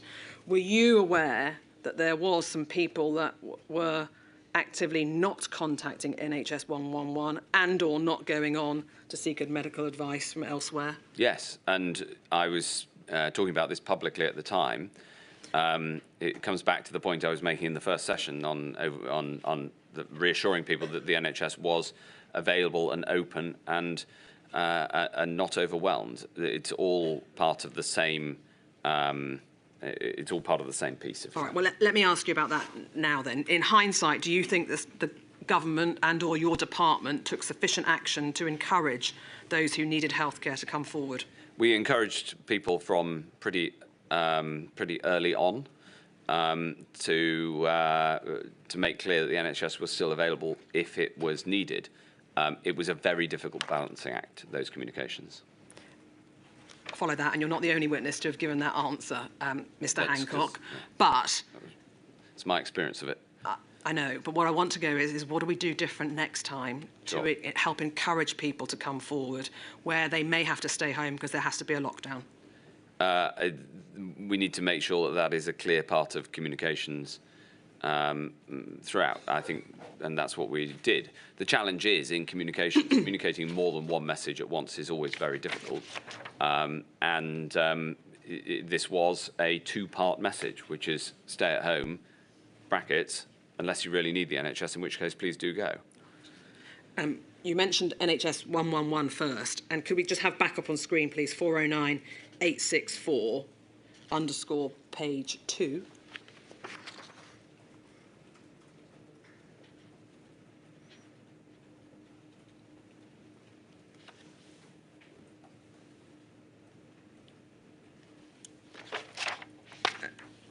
there's a bullet point missing at the top which says NHS 111 first. Don't worry about that. But you mentioned there's a real risk, the level of demand on A&E from self-presenting causing crowding, and you need to prevent and there's a need to prevent social distancing in a core health setting. We need to triage through 111 before self-presenting. So you don't want A&E bursting at the seams, effectively. Is that what you're saying? Correct. All right. Yes. And your overriding steer, a number of bullet points down, is to bring in NHS 111 first, which was essentially is it a booking system, as I understand it? Well, to the extent that you could use it as a booking system, I think that's what we should have. But of course, sometimes you've still got to turn up at 8. Yeah, no, sure. But wasn't the plan for there to be a booking system so that not everyone turned up at 9 a.m, but you separated them out through the day to help the hospital, help maintain social distancing, help prevent the spread of infection? So you wouldn't want a booking system to be universal. You'd want it to be a contributor, i.e. if somebody has a problem that requires treatment, but the assessment by 111 is this could wait an hour and the A&E is very, very busy, you might say, please come in an hour's time and book in a slot. But you'd also obviously want the ability for 111 to say, this sounds urgent, get yourself to the nearest A&E without having to go through the rigmarole of a booking procedure. So long as it isn't required to book, but is an available facility to book, I think 111 first should be, both in a pandemic and in normal times, the way that we access the NHS. So here's you talking about the rollout of NHS 111 in May. Yeah. In fact, you announced it in September, and the plan was to roll it out from December. Yeah. Can you help us with why it took from a sensible plan in May to not being rolled out for many, many months? The operational reasons you'll have to ask the NHS. My recollection is it is essentially about upgrading NHS computer systems to allow this to happen. And anybody who knows anything about NHS computer systems knows that they are in dire need of improvement, and things like this take time. All right. Ambulances, please. We have heard inevitably about increases in both the number of calls and the waits people had to endure before an ambulance was available to get them. And can I ask you, please, about some of the things that people told the inquiries Every Story Matters record? Because we have on screen, please, INQ 474-233_110. Thank you very much. And can you see in the middle of the page, Mr. Hancock, patients shared many experiences of them or a loved one being very unwell, calling their GP 111 or 999, but facing delays or not receiving care. Some contributors either gave up or had to wait until their symptoms had become very severe before trying again. There were similar experiences amongst those who had suspected or confirmed COVID and those who had other urgent medical problems. And we can see a quote there from one of the contributors. One night I was sick over and over again. At 1 a.m. I called 999 and they said they would send an ambulance. By 6 a.m. it had still not arrived. I got back into bed, pregnant and exhausted. At 11, someone phoned to ask if I still needed the ambulance, so that other cases were more urgent. They advised me to contact my GP. I did, and the GP refused to see me, saying I should contact 999. At this point, I gave up. There was no help.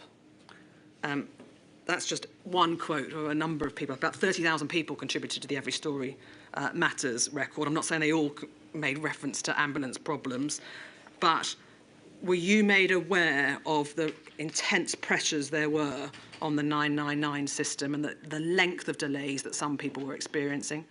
Yes, and again, I visited ambulance stations throughout the pandemic. In fact, one of my very first visits was to an ambulance station, and I remember meeting the man who was responsible for coordinating sending out of ambulances, and he burst into tears on me. It was incredibly difficult for him because the pressures and the number of calls, and they hadn't seen anything like it before. I think you were aware there was a shortage of drivers amongst Yes. in the ambulance There was, yeah. sector. Can you think of any practical way of resolving a shortage in a short term in the event that we need to upscale the sheer number of people that can drive an ambulance? Well, one example may be that we should have people who are trained as ambulance drivers on a standby, a bit like we have the Territorial Army. Yeah. Was there any plans in place by the time you left office to have such a reserve? Well, knowing the pressures first time round, I think my recollection is that in the second peak, whilst there were still enormous pressures on ambulances, they were not as acute. And again, I visited ambulance stations and talked to the ambulance service about this, and I talked to individual ambulance drivers and paramedics in order to get a sense of it from the ground up as well. So my recollection is that second time round, the ambulance service was able to withstand those pressures better, and I'm sure that I'm sure there's lessons that can and should be learned, and the two waves compared and contrasted against each other. But obviously, the running of the ambulance service itself it was for the NHS at an operational level. All right. Finally, on ambulances, please. Delays are sadly nothing new in handover times. We're all familiar with ambulances being stacked up outside A&E departments and the like. Yeah. Do I take it you would agree that the pandemic made an existing problem worse? Yes, absolutely, yeah. We have heard evidence that it was not uncommon for patients to be held in an ambulance for 6 to 12 hours. Were you getting reports of that kind of length of delay before the patient could actually be taken into the emergency department? And not only did I get those reports, but also I knew of hospitals where the delays were much, much shorter, and it was deeply frustrating that at some settings they organisationally managed to get this sorted, and at others the ambulances were unavailable because they were parked on the ramp for 6 hours or 12 hours, as you say. And that was obviously deeply frustrating. All right, can I ask you about that frustration? Because then you've got an inconsistent picture. Some places not doing so badly, some places doing weirdly badly. When you as Minister hear of reports like that, what do you actually do to say, oh, come on, guys, how come one part of the country is doing well and another part's not? Well, this is a perennial problem across different parts of the operation of the NHS. This is primarily a matter for the NHS themselves. In this instance, I had a series of meetings with Pauline Phillip, a very impressive NHS senior manager who'd run hospitals incredibly effectively, was then brought to the national level to try to tackle these inequalities of service. I mean, this is a problem in normal times, then exacerbated in the pandemic, both by a combination of the pressures, but also the fact that the pressures themselves were differentiated across the country. Were you made aware of concerns amongst ambulance staff about the fact that they were in the back of an ambulance cab, often in very close proximity to a potentially COVID-positive patient, with inappropriate PPE? I was absolutely aware of the problems of getting PPE to ambulance staff, and I remember one person who was responsible for getting PPE to a particular ambulance hub, talking to him on one of my visits, and him saying, I've got to protect my team, and so getting the PPE out to all the individual locations was a massive logistical problem. Yeah. All right, we're going to come on to the PPE. Just finally, please, before we finish this topic, clearly delays waiting to get into emergency departments, and then were you aware of the delays once in the emergency department with patients waiting up to 12 hours or more before a decision to admit them was taken? Yes, I mean, that was a problem before the pandemic, let alone during it. The Royal College of Emergency Medicine have carried out a report into the impact of delays in emergency departments. They did some modelling, and it showed that in 2021, of those who waited 8 to 12 hours in an emergency department, there were 4,519 excess deaths in England associated with long waiting times in emergency departments. What, if any, steps did you take to try and resolve the logjam of people going off the ambulance into emergency departments and then into the hospital if they needed that care? Well, again, this was a frequent subject discussed between me and Simon Stevens, who was responsible for this. The challenge, responsible as in it was his, he was responsible for this policy area. It wasn't his fault. The challenge of how to unblock emergency departments is a significant one. Many improvements have been made. One of the examples of things I did was got the money from the Treasury to expand all of the emergency departments during this period to make sure there was physical space. But actually, one of the biggest barriers to flow into emergency departments is flow out of emergency departments into the hospital proper. And that, of course, was also, that in turn was, is a question of getting the appropriate discharge at the other end. So you can't see the hospital in isolation from the call handling system, whether it's 999, 111, through to A&E, through to the admitted element part of the hospital, through to discharge and social care. It's one system, and if you've got a blockage in one part of the system, it bungs up every other part of the system. So you can't look at this in isolation from the challenges of discharge into social care, which is why Simon was so keen to ensure that we had discharge from hospital into social care and pushed so hard for that policy, because he was responsible for ensuring that when the ambulances turned up at A&E, people could get off the ambulance into A&E, and the only way to make enough space there was to make sure people could get from the A&E department into the hospital proper. Mr. Hancock, I want to change topic completely and just deal with a couple of discrete topics before we take our lunch break, and then we're going to come to some bigger topics. Okay. All right. Can I ask you, please, about DNA CPRs? And you did, in fact, refer to DNR orders earlier this morning. Yeah. I think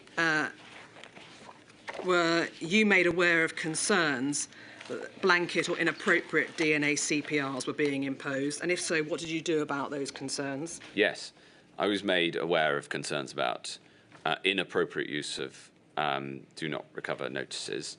There were reports in the press as well, and I thought that this was appalling. The principle of healthcare has to be based on consent, and any DNR notice without appropriate consent is wrong and potentially illegal. So yes, I heard these concerns directly from families, and I heard them through a number of different routes. I mean, put yourself in the shoes of the family whose loved one has not been resuscitated because somebody has said that they shouldn't be, without either that person or the family being asked. It's appalling and totally unacceptable.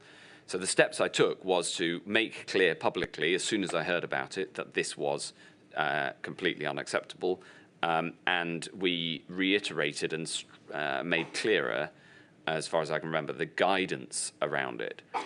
But it was something that I had to get involved in, even though it's technically a matter for the NHS, because one of the tools I had during the pandemic was to communicate directly to NHS teams on the ground through the press conferences, and this is one example where I used the press conferences not so much to communicate to the public, important as that was, but to communicate to NHS staff that this mustn't happen. All right. You said do not recover. Did you mean do not resuscitate? I do. All right, it's fine. I just want to be clear about the language in this area.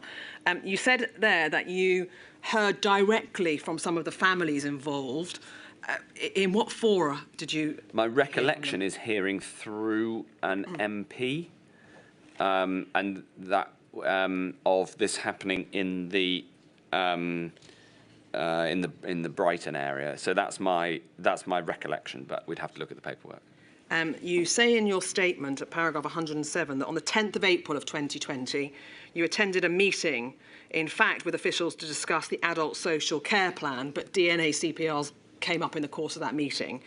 And your private secretary's note at the meeting says you commented that the DNR discussion needs to note that for many people, not going to hospital is the best decision, but this must be a sensitive clinical decision based on individual needs and circumstances.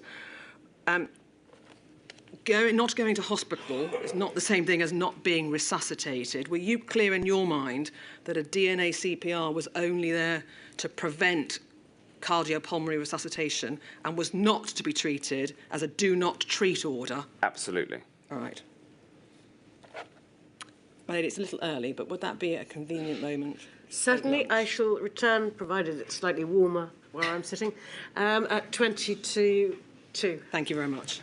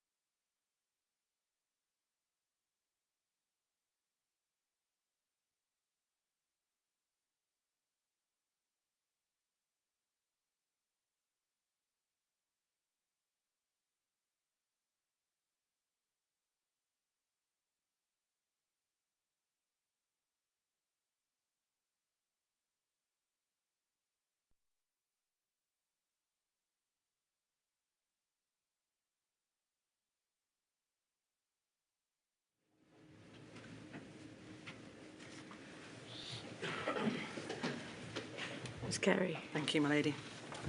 Mr Hancock, can we turn to PPE, please? Do you accept that at times healthcare workers treated COVID-19 patients with inadequate PPE, thereby putting themselves at potential risk? Yes. Did you understand that FFP3 masks were more protective than FRSM blue masks? Yes.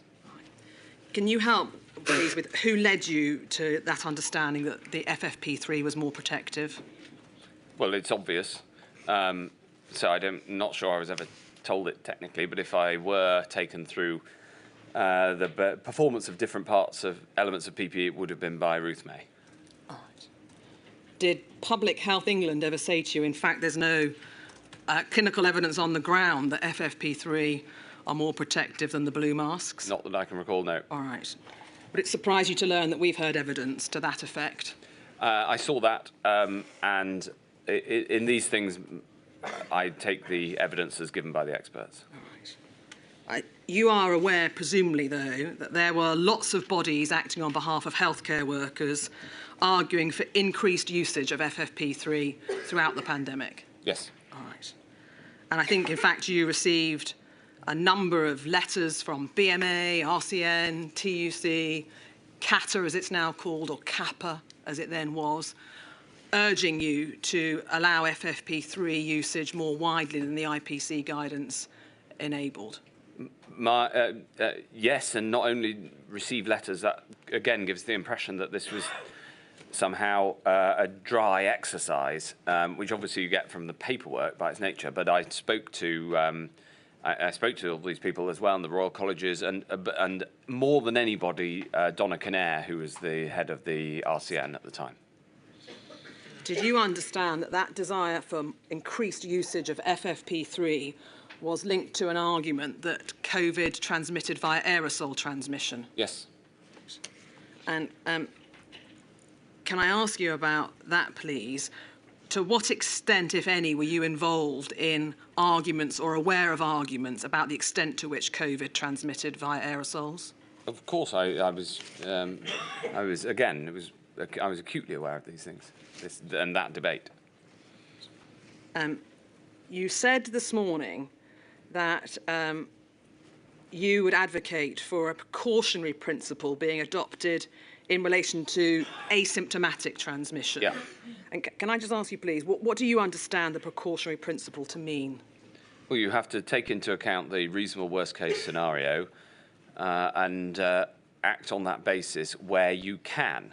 So the central balancing that had to be done with respect to PPE was supply set against precautionary healthcare considerations. So, and that's what those drawing up the IPC recommendations did. They had to balance what was available and realistically available to buy with what was needed to, all with the goal of saving the most lives. I left that balance to them to make, and I regarded it as an essentially clinical decision, taking into account available stock, the IPC decision. That isn't something that I would have interfered with, or indeed did interfere with.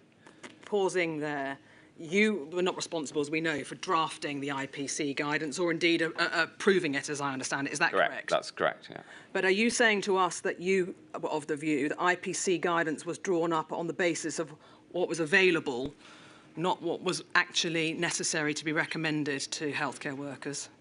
In a pandemic, availability of stock has to be taken into account, because if you promise, imagine if the IPC guidance had retained the initial hazmat style, HSID designation. the definition, that would simply not have been possible. And so there is an element of the art of what is possible. In the same way that whilst I wasn't individually involved in signing contracts for PPE, I was deeply involved in trying to push the system to buy more. But on the IPC guidance itself, of course you have to consider what is feasible, because this isn't some academic exercise, it's about saving lives. But in terms of when that IPC guidance was then drawn up, I didn't sign off on it, and I accepted the guidance as essentially a piece of clinical guidance with which I wouldn't quibble. If I had a question around it, I'd go to Ruth May and I'd talk to Donna about these things all the way through. Are you aware of the basis upon which COVID was downgraded or declassified as an HSID and why that decision was taken? Yes, I think the decision was obvious in a sense because spread had got wider than this being a very rare and single occurrence. But again, that wasn't my decision. It was a clinical decision, I think, in that case by the CMO. It may be ACDP and nerve tag, but put aside who it was that made that decision.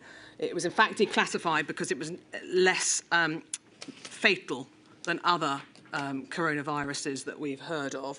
You're not suggesting, are you, that it was downgraded because we wouldn't have had enough PPE to maintain the HSID classification? My example was that if you tried to maintain it, it would not have been feasible. Right. We have heard evidence from the IPC guidance, those drafting the IPC guidance, that issues of supply did not in fact affect the guidance that they issued. Are you suggesting to the contrary, Mr. Hancock?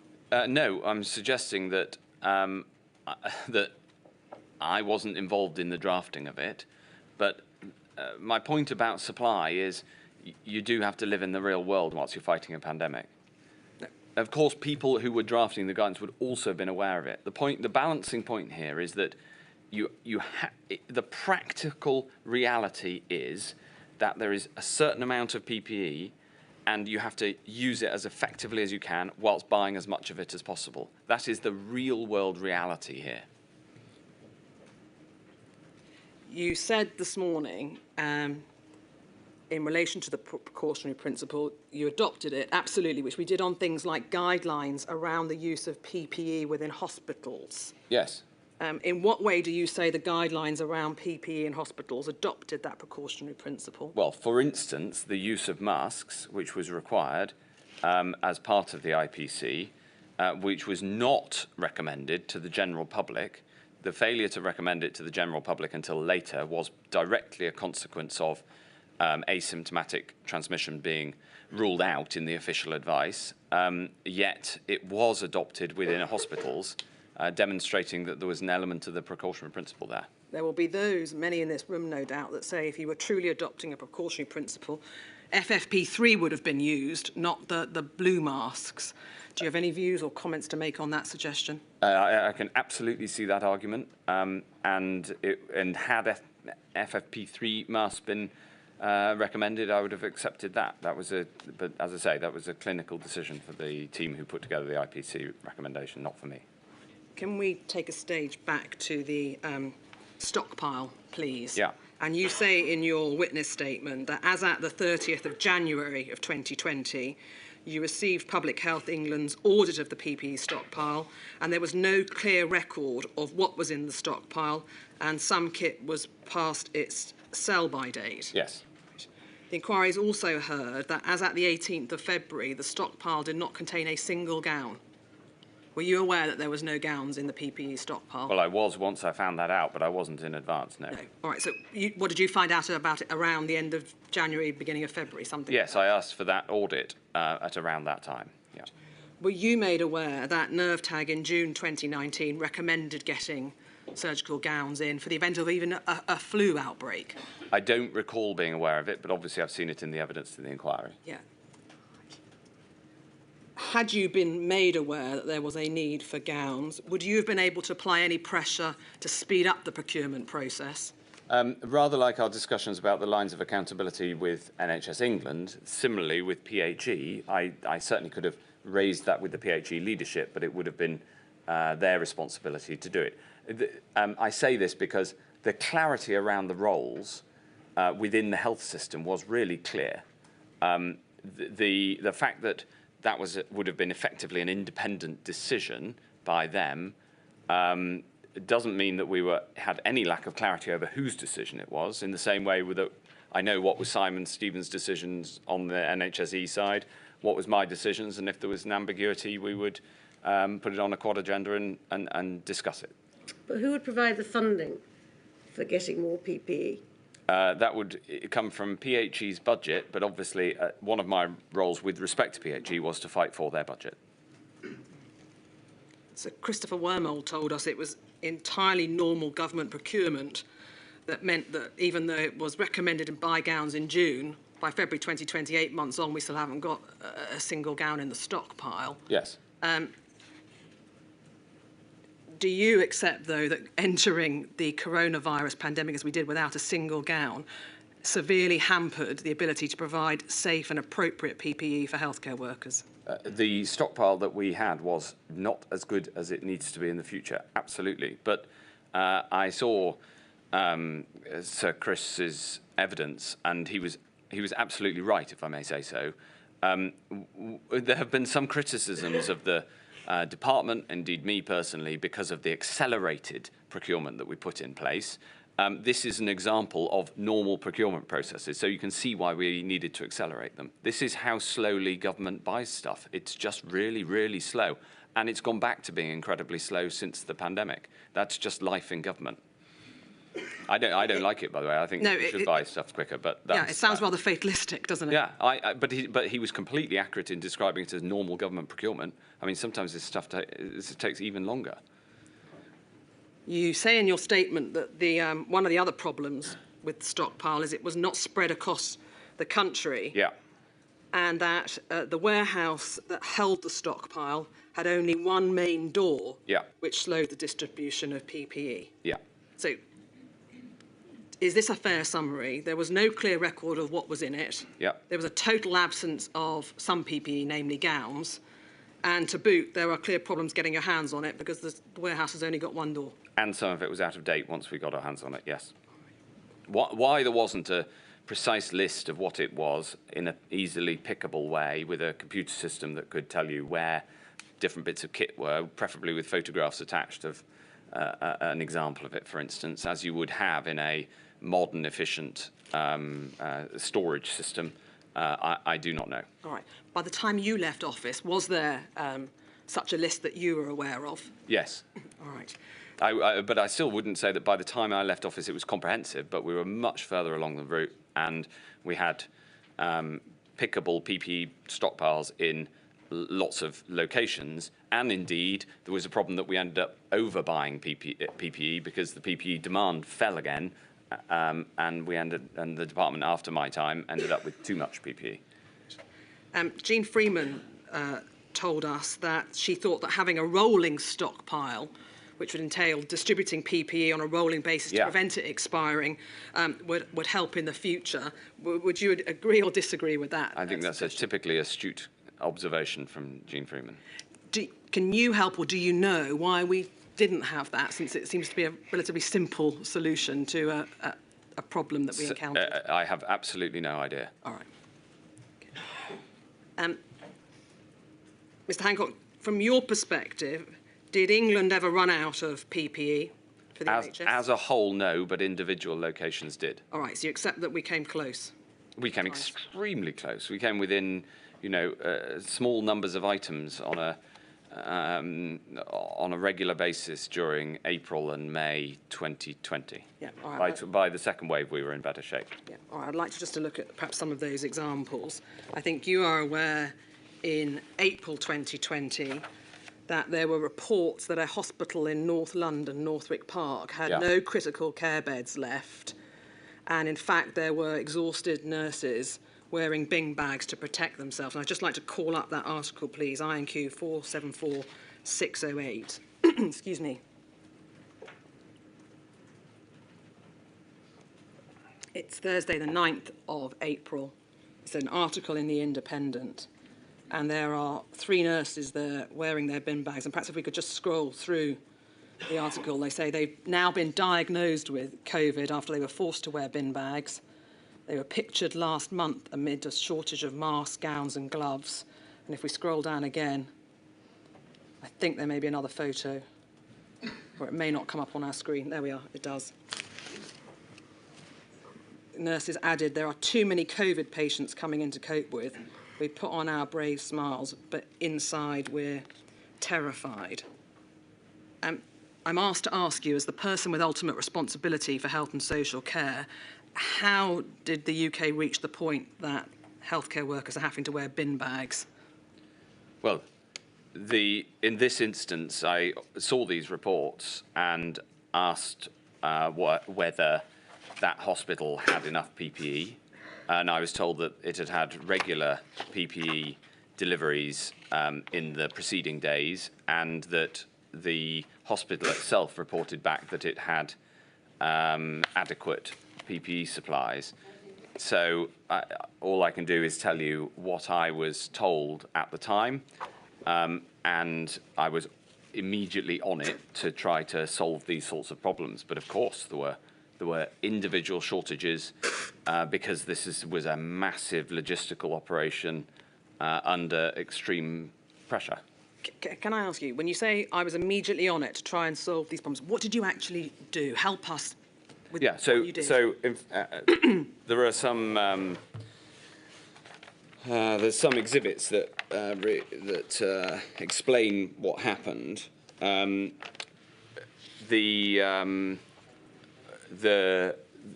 saw these reports. Yeah. I also heard other reports. I asked the department to get in contact directly with the hospital, and the hospital reported that it had adequate PPE supplies. And this is an example of the fact that within the NHS, within a logistical operation of suddenly having to get PPE out to effectively 1.4 million people and social care, there are inevitably problems and challenges. Obviously, the logistical operation is a matter for the NHS.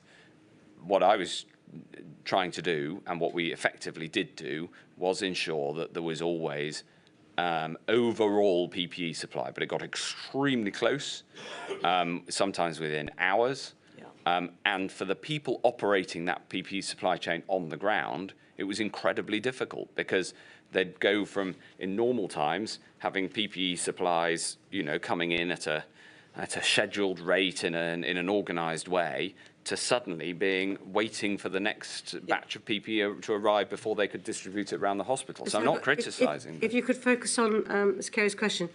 Essentially, you discover through your officials making inquiries that the hospitals say they've got supplies. Yeah. The nurses say they haven't.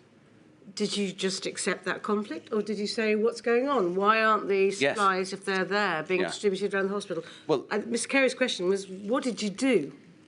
So the answer to the precise question, what I did, was I found out whether that hospital had supplies. Yep. My responsibility was not to distribute it within the hospital. I raised and discussed PPE distribution repeatedly with NHS England management, and they too were extremely keen to ensure that the PPE we had got distributed properly within the NHS system. At the same time, we tried to improve the delivery systems to different hospitals. But that's a different problem. That is getting the supplies to the hospital. Yes. Here, there seems to be a problem with getting the supplies distributed around the hospital. Absolutely. Did you do anything about that? The answer is that I spoke to the NHS about that because it's not something that I, as Secretary of State, personally could have done in every hospital. You have to run the system. You have to run I ran the department and then spoke to the NHS. So effectively, it's the management of that hospital who's responsible for getting the PPE supplies out of the from where it's received in the hospital out to the parts of the In your statement, you say that data about PPE was first incorporated into the COVID dashboard on the 21st of March 2020. And you were aware, certainly by mid-April, that there was a potential for, quote-unquote, a stock out. Does that mean no more stock? Is that yes. Right. In relation to gowns. Yeah. And I'd like to ask you, please, about an email chain just showing how close we came to that. Can we have on screen INQ 478872? And I don't know if it's possible to expand the table at the bottom. Let's just see if we can. Thank you very much. But number of weeks after 10th of April until stock out, and if we just look at gowns, no more weeks. Yeah, tell me about it. 1.9 weeks of aprons, 2 weeks of cleaning equipment, nearly 3 weeks, and so on, 3 weeks of gloves. Gowns, I think at one point we got to within 6 or 7 hours of running out. Yeah. Go back, please, to page 1. There's certainly reference to days. I'm going to ask you about hours in a minute, but thanks to Emily for the update. We've enough gowns to get through tomorrow and enough coming in tomorrow for the next day. No trust has run out, but there's been lots of mutual aid, especially in London, i.e. trusts or hospitals helping each other out. Is that the Foreign and Commonwealth Office are looking into mutual aid. They've cleared a deal with Egypt. The dashboard shows we're out of stock. We've got 60,000. We need to send out 60,000. And you're relying on a delivery from Amazon, no less, for another 60,000. Were we running out of gowns to the hour? Yes.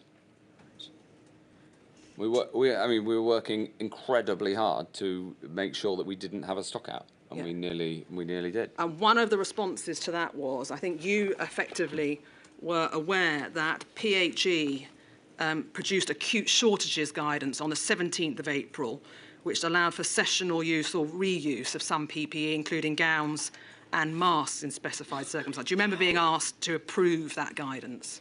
I'm not sure whether I approved it or whether it went through the IPC approvals process. It went, I can tell you, we've seen an email chain, it goes through you and you approved the guidance. Okay. Do you accept that the failure to have gowns in the PPE stockpile resulted in part for the need for that acute shortage Yes, of of guidance? course, if we'd had more gowns at the start. So that is literally true in the way you ask it. There's also a broader point, because we have to, I come back to this point that what matters is, what I was responsible for was making sure the system as a whole operated as well as it possibly could to save as many lives as possible. And that was my job. Chris Wormwood makes the point that we had about 500 million items in the initial stockpile. We used 15 billion during the pandemic as a whole. It is not feasible to have 15 billion in a stockpile. But it is, of course, literally true in the way that you asked the question, that if we'd had a million gowns at the start, we would have been a million further away from running out, which would have been several days, and therefore avoided being this close. But we were this close, and we worked incredibly hard to ensure that there was as much as there was. Were you aware that that acute shortages guidance caused real upset, in particular to the Royal College of Nursing, who didn't support the guidance? Yes. And in relation to the Royal College of Nursing, they were so concerned by April 2020. Were you aware that they introduced some guidance to the nurses on the circumstances in which nurses could refuse to treat? Yes. What did you do when you learnt that the RCN had to go so far as to bring in a refusal to treat guidance? Well, I spoke to Donna Kinnair at this point, and it was understandable that some people would feel uncomfortable with this guidance, because I didn't want to see that guidance in place either. But the challenge was, how do you save as many lives as possible? Right, that was the objective here. And the advice I got, which I signed off, was that in certain circumstances, reuse of PPE is better than no PPE. And I accepted that point. I followed the reuse or sessional use of PPE being better than none, but what did it strike you as saying about the way the system had prepared itself and was coping if the Royal College of Nursing have to produce guidance which says to the nurses at some point in certain circumstances you can actually refuse to treat a patient? Well, the Royal College of Nursing represented one view, and my clinical advisors on this, represented by and led by the Chief Nursing Officer, Ruth May, took into account all of these considerations and made the best decision that they could based on the are saving as many lives as possible. It's perfectly reasonable for a trade union to take a different view, but that doesn't necessarily mean that they're right. But we had a high-quality dialogue throughout this. In fact, Donna Kinnair, as head of the RCN, and I were involved in working together to try to buy more PPE as well. So they were absolutely leaning into trying to solve the problem, and it's totally reasonable for a trade union and the chief nurse responsible for the system as a whole to have different views on how to respond to a very difficult situation. Did you or anyone else in the department ever discuss the possibility of a widespread refusal to treat by UK healthcare workers? No, I didn't think we didn't expect a refusal to treat to become widespread. And also, I was in conversation with people on the front line as well, and my sense was that everybody really was trying their very best in very difficult circumstances, and that was the attitude of the whole system. So whilst there may have been some who took the view of the RCN, actually the vast majority of people were just doing their best in awful circumstances. And frankly, that was the attitude of within the health system, setting aside the problems that we had in central government, within the health system, that was basically the attitude that everybody took all the way through. And I think that's reflected in all of the paperwork that you've seen. You make the point a number of times in your statement that whilst you acknowledge there were individual shortages, at no stage there was a national shortage. Yeah. And can I ask you, Mr. Hancock, bluntly, is that really the point? Is it not cold comfort for those that were down to the last hour's worth of masks or gowns or gloves? Well, it's better to be down to the last hour's worth than to run out. And in some places, they did run out, and that was awful.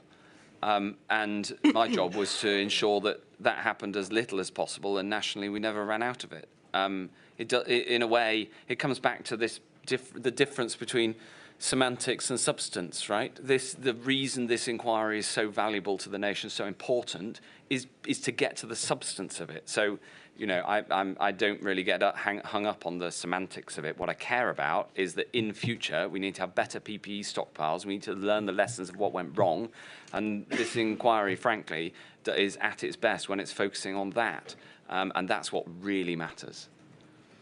I didn't ask you about semantics, Mr. Hancock. I was asking you, or making the point, that although nationally there was available PPE, that's not particularly helpful, is it, to the healthcare workers that had to struggle on and reuse PPE? It's not semantics, is it? Are you trying to present a rosier picture of the PPE position than was in fact the case, given the evidence that we've shown you? No, I'm not. I'm being absolutely clear about what happened and what lessons we need to draw for the future. What happened was there were individual stockouts in individual places. There was not a national stockout. In a way, one of the lessons we can draw is that even if there isn't a national stockout, there still are problems in local areas, and therefore not running out isn't good enough. We need to make sure that PPE is widely available, easy to get hold of. So the point I'm making, and the reason I'm making it emphatically, is that what matters is the substance of being able to protect lives, and that's what we cared about in the health department, and spent, you know, every hour that we possibly could solving that problem. Now, how does that feel to the nurse on the ground? Well, what they care about is there PPE for me today? Yeah. Yeah, and that's what I cared about, and the role I could play, and the responsibility we had as a department, as opposed to the responsibility of an individual hospital chief executive to do the distribution within a hospital. Our responsibility was to make sure that there was as much PPE available as possible in the almost impossible global circumstances of the sharp rise in demand. From your perspective, was there any link in your mind between shortages of PPE and the rising rates of people who are acquiring COVID in hospitals? That is a very important question. I don't know the answer to that. I have seen evidence that there were no recorded deaths as a consequence, but I've also seen evidence to the contrary, and that is that's a research question.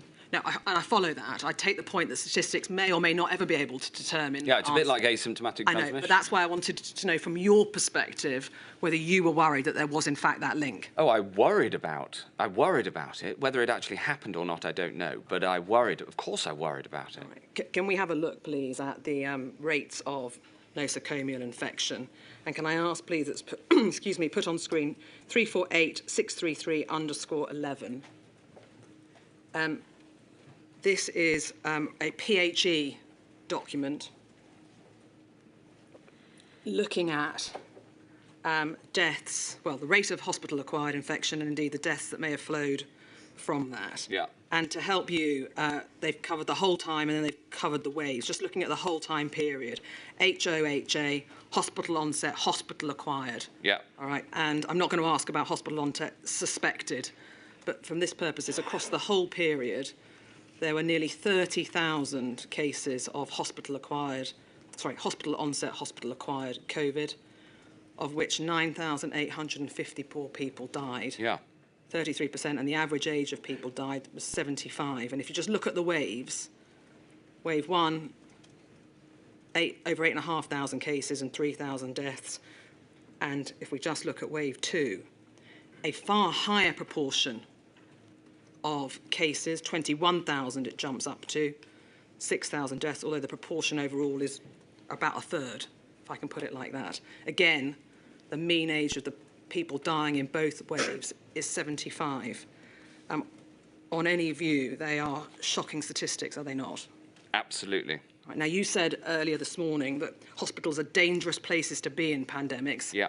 And I suspect this is what you had in mind when you made that observation. Yeah. But it might have struck many in this room as a rather curious thing to say that the very place people go to get better, in fact, is a place where they get infection and may indeed, in fact, go on to die. Yes. Right. Help us, please. At what stage did you become aware of the risks of hospital-acquired COVID? The moment I heard that there was a new infectious disease, so January 2020. January 20, right. Yeah, it's not like I became aware of it. It's obvious. I was involved in efforts to reduce nosocomial infection before COVID from other diseases. Yeah. You know, nosocomial infection is a very serious problem in health systems everywhere, but the NHS has a particular problem with it. If you think back to the MRSA scandals, etc. Yeah, I'm not suggesting it solely affects COVID. We're well aware it's... No, but also the question, you asked the question, when did you become aware? My answer is, it wasn't like, you know, somebody wrote me a note and said this is going to be a problem. It's just like, well, obviously we're going to have a problem with this. OK, so when you became aware of the new disease in January 2020 and ergo the risk at the very least of nosocomial infection, what did you actually do to try as best you could mitigate that risk? Well, we were aware of it from the start, and tackling nosocomial infection is clearly a responsibility of the NHS, making sure, for instance, that the hospital PPE guidance, as opposed to the guidance to the general public, was precautionary, was an important part of it. And again, these are discussions I would have had with Simon Stevens as part of the Quad process, because preventing nosocomial infection is a key responsibility of the NHS. Yeah, but what did you actually say to him to say, I want to get on top of this as best I can? I'm not sure I would have phrased it like that. I would have said, we need to tackle this. He put in place a lead for tackling nosocomial infection. We had the IPC guidance itself was a major step in tackling nosocomial infection. And then when we got to testing, we introduced testing in hospitals as soon as we had the tests available to do so. And just to give a flavour, one example of the problems that we faced and the cultural problem of tackling nosocomial infection in the NHS is this. When we got to enough tests and we talked about increasing testing in the NHS, some hospitals said they did not want to test their staff because they might find too many staff with COVID. Now, my response to that is, if you have staff with COVID, we need to know that so that they can go home and stop infecting patients. But some hospitals refuse to bring in testing for their staff. And the NHS at the centre, NHS England, pushed incredibly hard to get testing to everybody.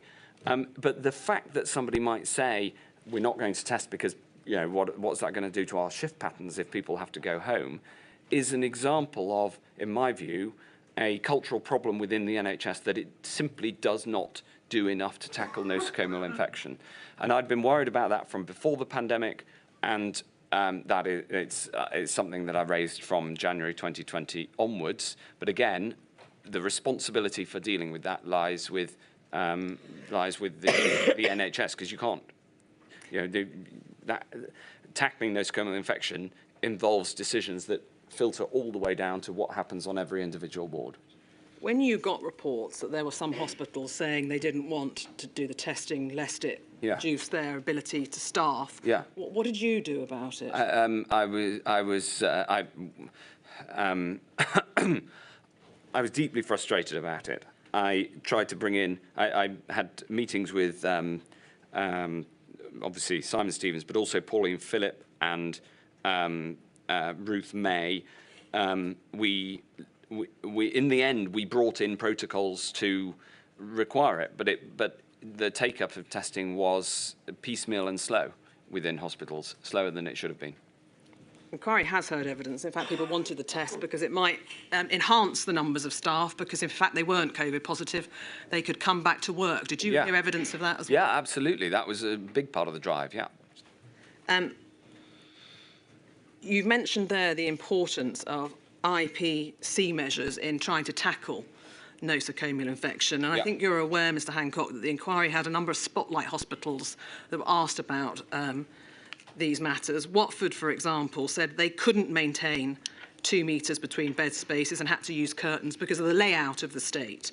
They didn't have ward ventilation that was appropriate, so had to use mobile HEPA filters. They didn't have separate entrances.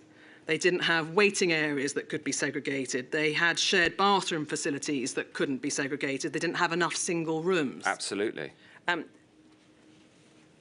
Clearly, the NHS estate covers old, new, and everything in between. But, for the older estates, how practical was it from your perspective to ask them to rely on IPC when they had absolutely no possibility of being able to implement half the IPC measures?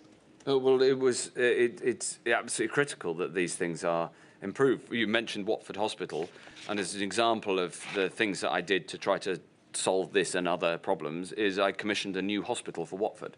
And so Watford Hospital is now being rebuilt as the new part of the New Hospitals programme. So that's one very literally concrete example of efforts to make this better in the future.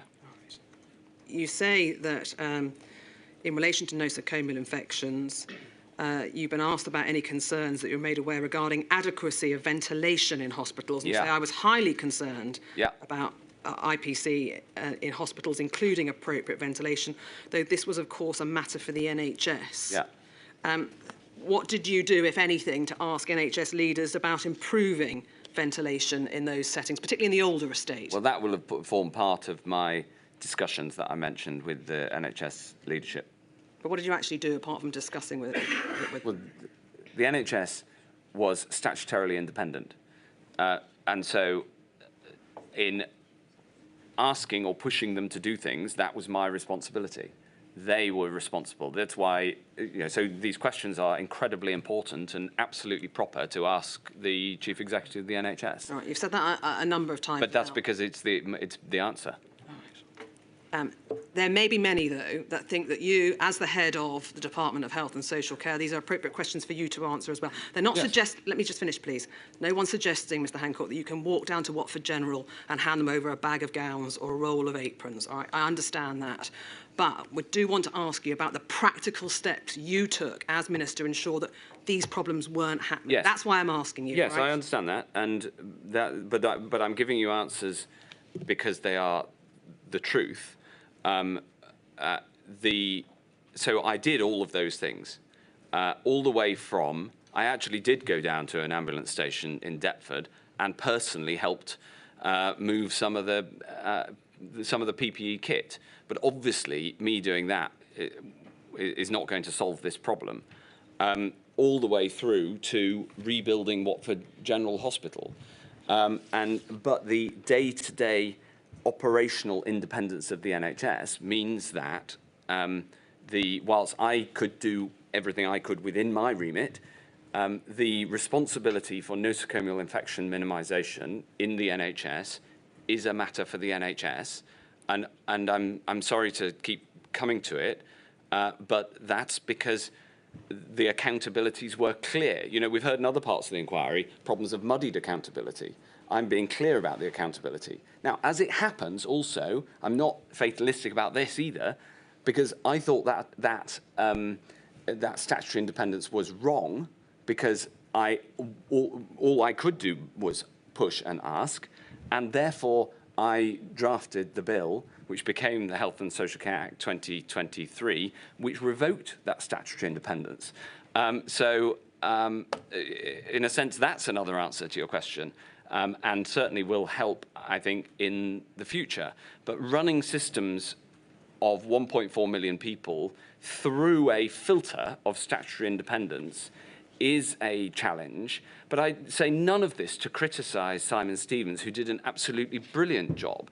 I simply say it as an accurate answer to your question that many of them are correct, would appropriately be directed to the person who was accountable for taking these decisions. And he, I'm sure, would say, rightly, that many of those responsibilities were for individual chief executives of individual hospitals, many of which he didn't have statutory authority to direct, and that has been changed since the pandemic as part of the Act as well. So I'm simply being as clear as I can about the way that the system ran. It doesn't mean I didn't feel it. I felt it deeply. It's not that, but I'm sure he would say there were others under him, cells, no doubt, call them what you will, but doesn't the buck stop with you, Mr. Hancock? Yeah, that's why I'm answering the questions.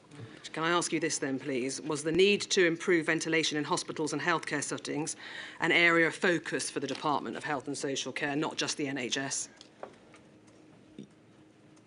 Yes. Also, but all I can do is repeat the situation as it was. I can only explain how the system was run. A different, perhaps, aspect to IPC measures, universal mask wearing was brought in on the 5th of June of 2020. Masks for hospital staff, face coverings for visitors and outpatients. Do you think in the event of a future pandemic, universal mask wearing in hospital settings should be brought in earlier? It should be brought in immediately, and supplies need to be ready, preferably in each hospital, to make that possible. Finally, in relation to this topic, you've mentioned their supplies. The inquiry has heard a great deal of evidence about FFP3 masks not fitting a diverse range of face types, ethnicities, indeed even not fitting women. When did that particular problem come to your attention? It came to my attention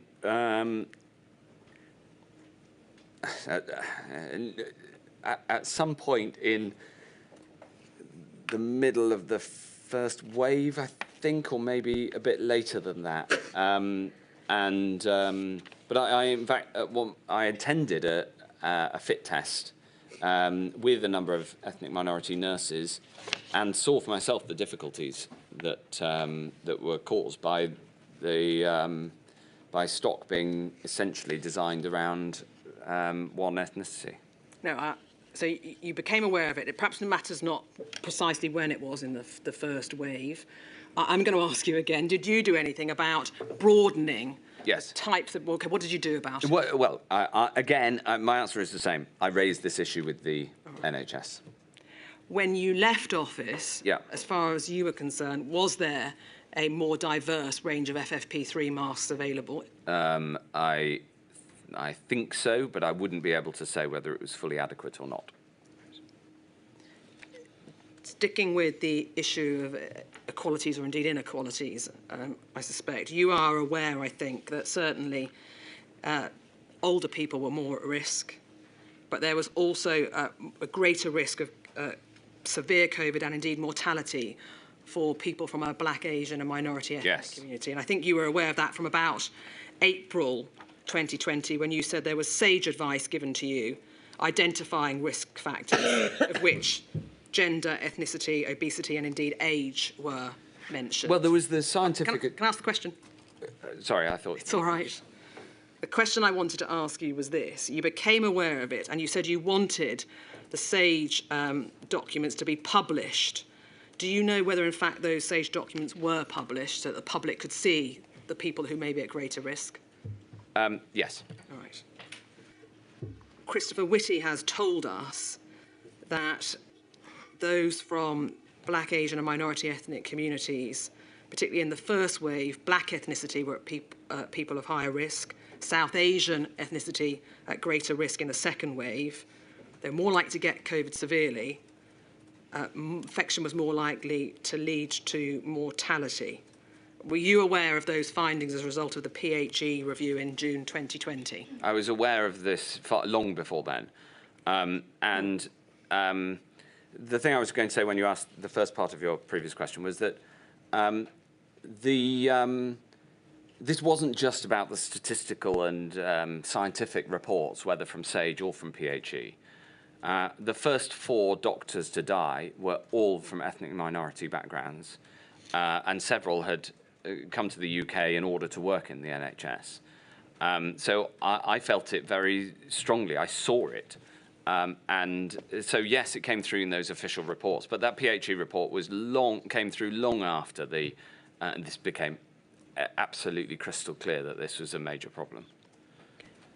You say in your statement that your understanding that COVID-19 affected people according to various characteristics, of which ethnicity was one, was at the forefront of your mind throughout. Yeah. Right. But I am going to ask you, what did you actually do about that? Well, the first thing I did was try to stop the spread of the virus. All right. Was that through IPC measures and the lockdown? Like we discussed, and lockdown? Yeah. All right. Did you take any specific steps to address or try to address the disproportionate impact in the hospital settings on people of BAME origin? Before the pandemic, I had given a speech about institutional racism within the NHS. Yeah. It is something that I was already worried about. The ability to tackle something deep-seated like that is very hard. But I'd raised the issue and brought in a series of measures essentially about empowering people to speak up. I mean, before that, in my time in government, I'd been involved in this issue as well. For instance, when I introduced name-blind applications to the civil service. So this is an area that I care about, I knew about, and I was worried about. So I was highly alert to it when the first deaths of doctors were all people from ethnic minority backgrounds.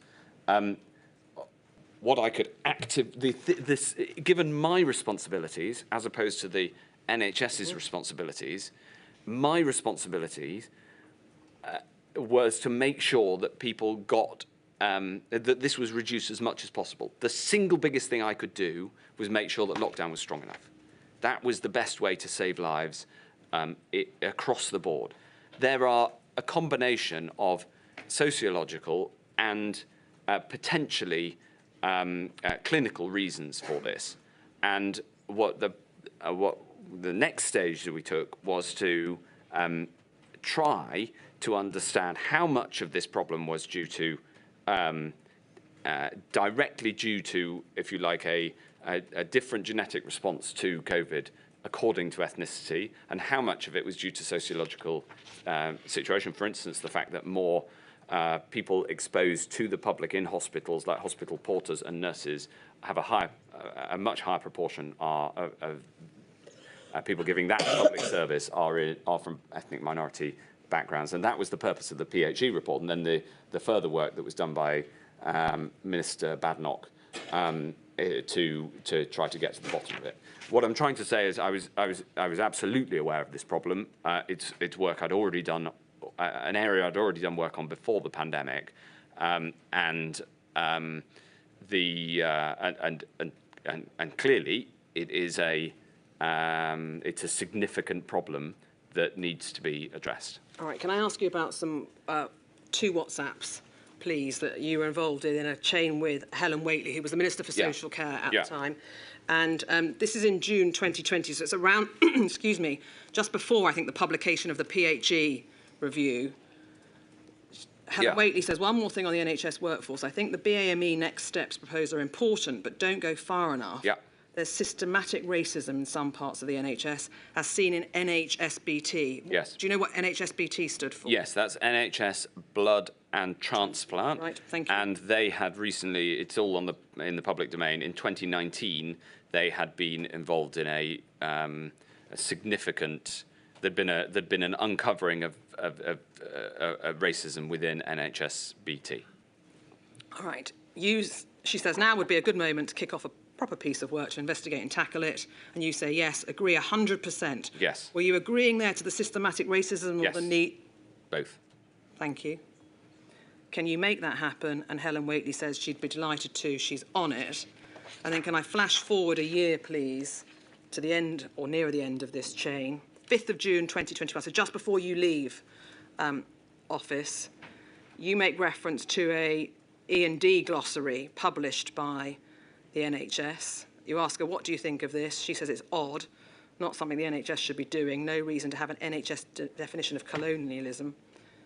She says, I haven't seen it before. I do sense there's a gap between the approach the NHS has been taking on racism and inequality and the stance from Number 10 and Kemi, who I think was the minister working on Minister inequalities. Badnock, yes. Yeah. You say, yes, problem is there is a racism problem in the NHS, but I'm pretty sure this hard left stuff is not the way to tackle it. Yes. She says, I agree, one to discuss after the recess. Now, Mr. Hancock, I want to be clear about how that racism problem that you are seemingly acknowledging in those messages actually played out in the healthcare system's response to the pandemic. So not the wider issue. I understand. So as you can consider, a year earlier, we were discussing the problem of institutional racism in the NHS. Fast forward, and one of the things the NHS has brought out is an equality and diversity guide, which, if I remember it, had a glossary of terms that effectively followed a hard left critical race theory ideology. My strong view is that racism was a problem and is best tackled by treating each individual as a person and being and treating the colour of their skin the same way as you would consider the colour of someone's eyes. Of course, you need positive support to ensure that past barriers are removed. But the problem is if you instead start to try to treat people where the community they're from is more important than their individual personal capabilities, hopes and dreams, then you will end up making the problem worse, not better. So that is an explanation of what I mean by that exchange. All right. What I wanted to know, though, was that there are maybe many wider systemic problems in the NHS, but can you think of a practical way that played out? We've looked at PPE not being sufficiently diverse, but can you give another example of how that racism affected the healthcare system's response? Who's promoted to what roles? And how did that affect the response of the health system to COVID? So there are far fewer people from minority ethnic backgrounds promoted to senior roles within the NHS. And when there is whistleblowing by somebody from an ethnic minority background, they are not taken as seriously in many instances. I could give examples, but we've heard lots. The solution to that is positive support from people who are from backgrounds that have been affected, but also ensuring that the system treats everybody as an individual, irrespective of the colour of their skin and the community that they come from. The practical consequence of this is that there were far more people from ethnic minority backgrounds in the junior ranks within the NHS who are more likely to come into contact with patients and therefore more likely to catch COVID. And therefore there were more hospitalisations and more deaths as a result of this. So that's one example, but it's something that needs to be sorted out, whether there's a pandemic or not. Can I ask about perhaps an allied topic, and that is vaccination as a condition of deployment, or VCOD, as it's called. I see you raise your eyes there. Just want to spend a moment or two looking at this, and we haven't, so that you know, featured majorly on this in the evidence to date. Okay. All right, so just take your time, please, Mr. Hancock. I think the idea that there should be mandatory vaccinations for those working in healthcare and social care settings started to be discussed in Cabinet, I think, in March of 2021. And we know it was brought in social care, and after you left, there were plans to bring it in healthcare. All right, so some of this doesn't necessarily involve you, but go back to the beginning, please. And can I ask, please, that we look on screen at INQ 40920064, which should be a COVID-0 meeting minute from the 17th of March. 2021. 2021, yeah. All right. And it starts with obviously bringing it in social care, but there are issues here which will impinge upon the decision to roll it out for NHS staff. All right, so that's why I'm asking you about it. And you can see there that as you discussed VCOD in health and social care settings, you say this was a moral and practical issue. The moral case was clear. Carers should take all responsible and proportionate steps to keep those they are caring for safe. There are significant practical questions which are important and difficult. DHSC was proposing to bring into the force vaccination of staff at care homes for the over 65 as a first step. All right. For you, what was the moral case for bringing in VCOD? The moral case is that, is as set out here. If you are employed to care for others, then you should take reasonable steps to ensure you are not harming those in your care. A clinically proven vaccine is a reasonable step that should be expected. I'm not in favour of, we're not talking about vaccinating, requiring vaccinations for everybody. I'm talking about requiring vaccinations for all those who then choose through their employment to put themselves in close proximity with people who may be very vulnerable to disease. This, as you say, this didn't come into force. I think that's a mistake. I did bring it in social care. I was persuaded to do social care first and then the NHS later. I regret that. We should have done it all at the same time. It should apply for flu vaccines as well. And it's an irony that the very first meeting we had on coronavirus right at the start of January 2020 was in fact a meeting about bringing in vaccination as a condition of deployment for flu in order to save lives and reduce winter pressures on the NHS.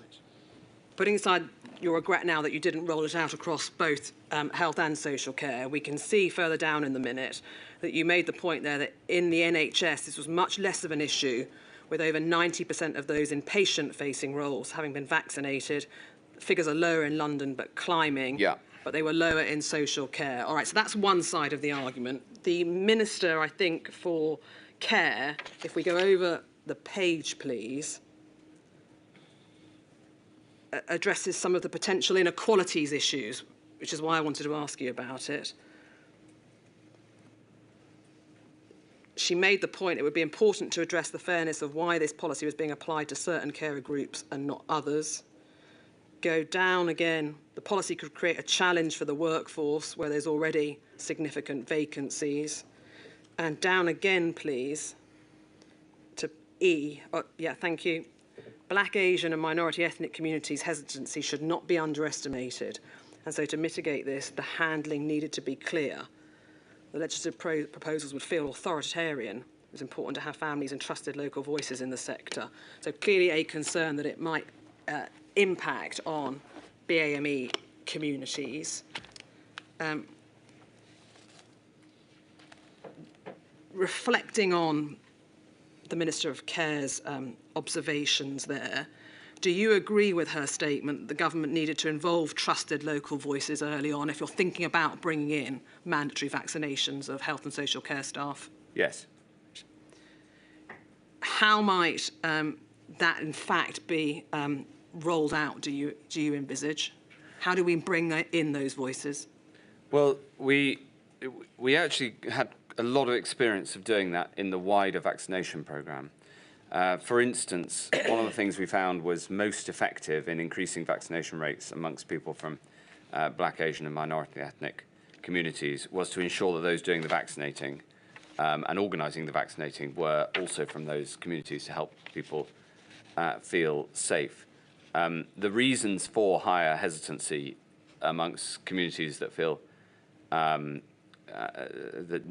that don't feel as connected to the authorities is widely reported, and it's important to take it into account. The attitude that we had was that we shouldn't think of the communities who were more hesitant as hard to reach. We should have the humility to accept that it's that the government and the authorities look more distant to some communities, and that's as government, that's our problem, not theirs.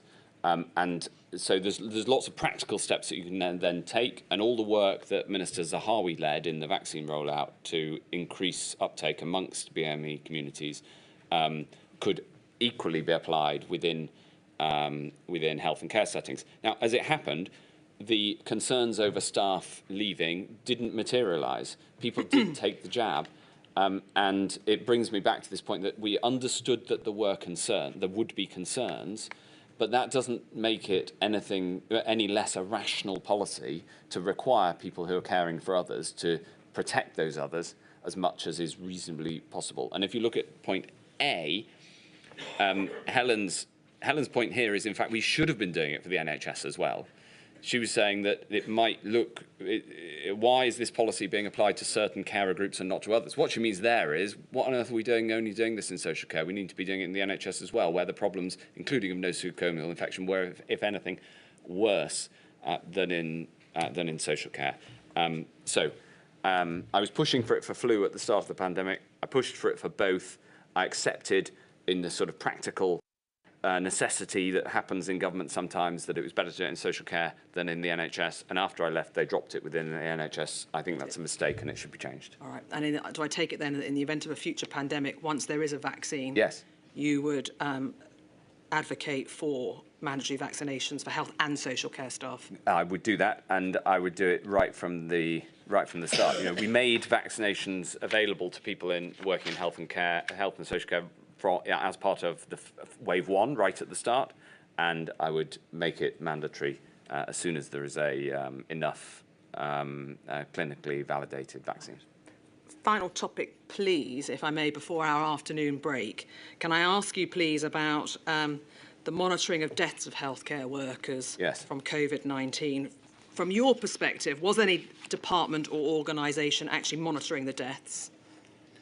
Yes. And who was that, please? There wasn't right at the start, but I got individual reports, and then I set up a system for monitoring that. I can't remember whether it was NHS England or PHE who put that system in place, but at my instigation, that was done. Yeah. There is further work, I think, that you asked to be done in relation to investigations into deaths of healthcare workers. And can we have up on screen, please, INQ 474567? In May 2020, you wrote to Jeremy Hunt, who was the chair of the Health and Social Care Select Committee. You'd obviously been before them, and you undertook to confirm to the committee whether it was the HSIB that should be involved in investigation of death. And if we scroll down the screen, you say you've looked into the best approach and you've set in place a process for medical examiners to review the deaths of health and social care workers from COVID. Right. Whenever the medical examiner becomes aware of a health and social care worker having died, and believes there is a reason to suspect that the staff fatality was due to coronavirus, there'll be a process to notify the employer of the deceased member of staff. Right.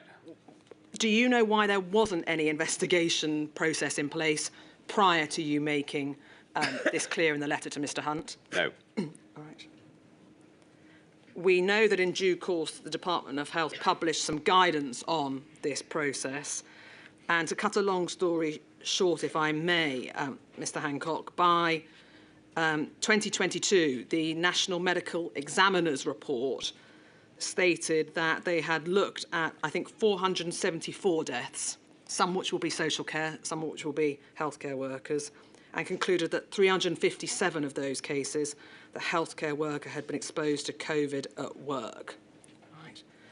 The inquiry has heard evidence that reporting through the HSE under the RIDDOR, or reporting of injuries, diseases and dangerous occurrences regulations, to give it its formal title, that there was under-reporting. Now, were you aware of under-reporting through the RIDDOR process? I'm not surprised that if there's been a finding of under-reporting. It's not quite what I asked you. I asked you whether you were aware there had been a finding. There's a deep statistical answer to that question, which is that none of this reporting was accurate at the start of the pandemic. Under-reporting is much more likely than over-reporting in these sort of circumstances. And as a trained statistician, I understand that the statistics you were given are only a guide to the actual underlying truth. And so I suppose I would have taken it as read that there'd be a degree of under-reporting, and that needed to be improved over time, hence putting in a system. Do you think then by the time you left office there was an adequate way of knowing how many people died, and if so, whether they had in fact acquired COVID or the future disease at work? I'd say we had an improved estimation process, but because of the impossibility of knowing for sure the source of an infection, in fact, the numbers are unknowable, and I would caution against spurious accuracy in this example. So, for instance, the paper that you brought up earlier that had the exact number of deaths from hospital-acquired infection, you know, that's the reported number. It is an estimate because whether somebody acquired an infection in hospital or in the community is not always clear. And I would suggest that 4 degrees of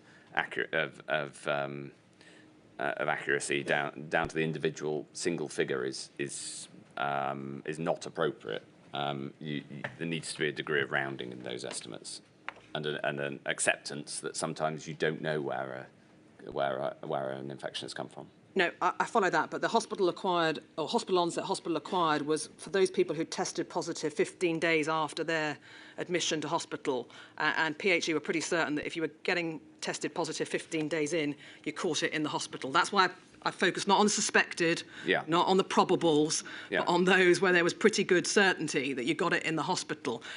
I don't want anyone to misunderstand you. Are you quibbling with the figures that were provided by PHE about the number of people that caught and indeed died from it? I'm not. I wouldn't quibble. What I'd say is that in understanding all of these things, you have to understand that there is a degree of uncertainty over all of the figures. You know, we had the same with how do you measure deaths from COVID or deaths with COVID, and at what point is there a cut-off from having had COVID to dying because COVID was underreported on death certificates. So all of these things, all of these statistical techniques are the best way, and we improve them over time. But they're effectively the best way of trying to measure something, and rather than an absolute concrete figure. Would that be a convenient moment? Certainly, I shall return at 3:05. All right.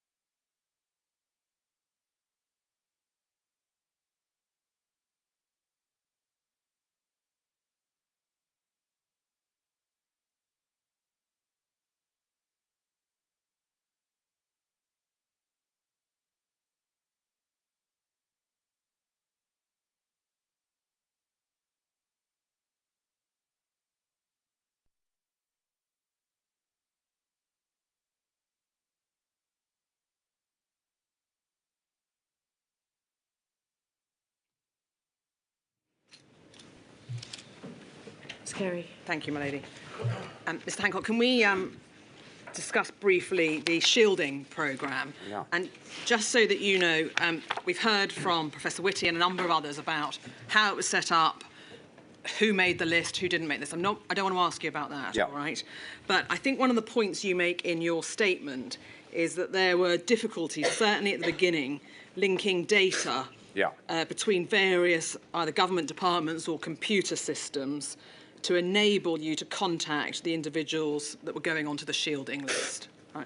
And you say in your statement that you were ultimately required to issue 4 notices under the Control of Patient Information Regulations to help the NHS share the relevant data.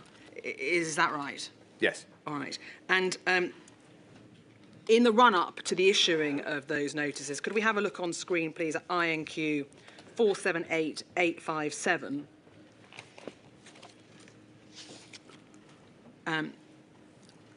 13th of March 2020, so just before we go into lockdown, the Secretary of State is happy with the approaches. He's happy for NHS Direct. No, happy to direct.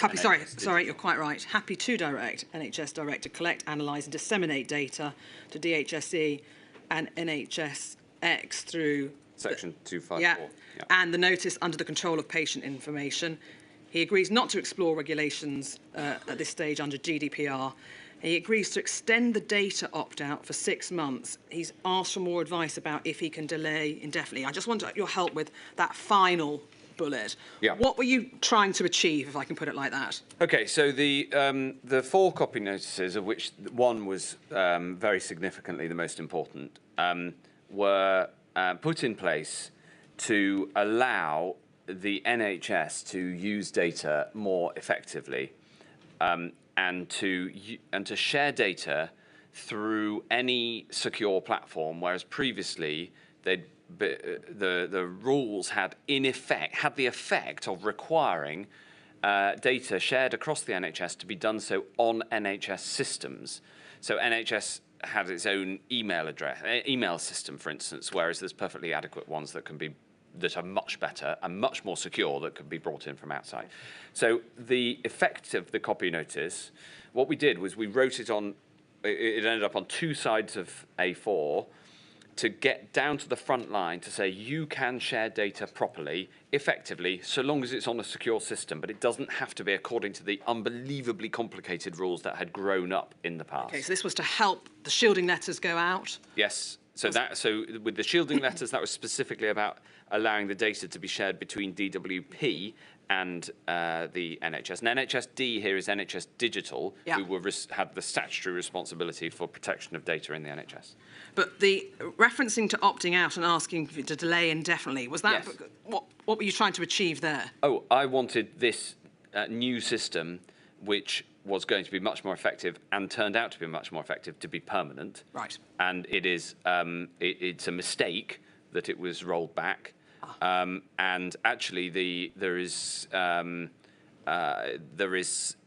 legislation in front of Parliament now to allow us to get back to where we were in the pandemic, when the effective use of data in a modern way was the best it's ever been in the NHS, and then unfortunately has sort of encroached backwards again. Right. Do you think the inability to share data easily without a copy notice hampered the ability of the healthcare system to respond? Well, we put it in place pretty early. So Matthew Gould, the head of NHSX, and Simon Madden, who wrote this note, did incredible work early on to spot that this was going to be a problem and then to get across it. There were some instances, like putting together the shielding list, where it was a practical problem. And so there were concrete use cases for it, but they had spotted early enough that this was absolutely necessary. And it went on to, for instance, underpin the effectiveness of the vaccine programme.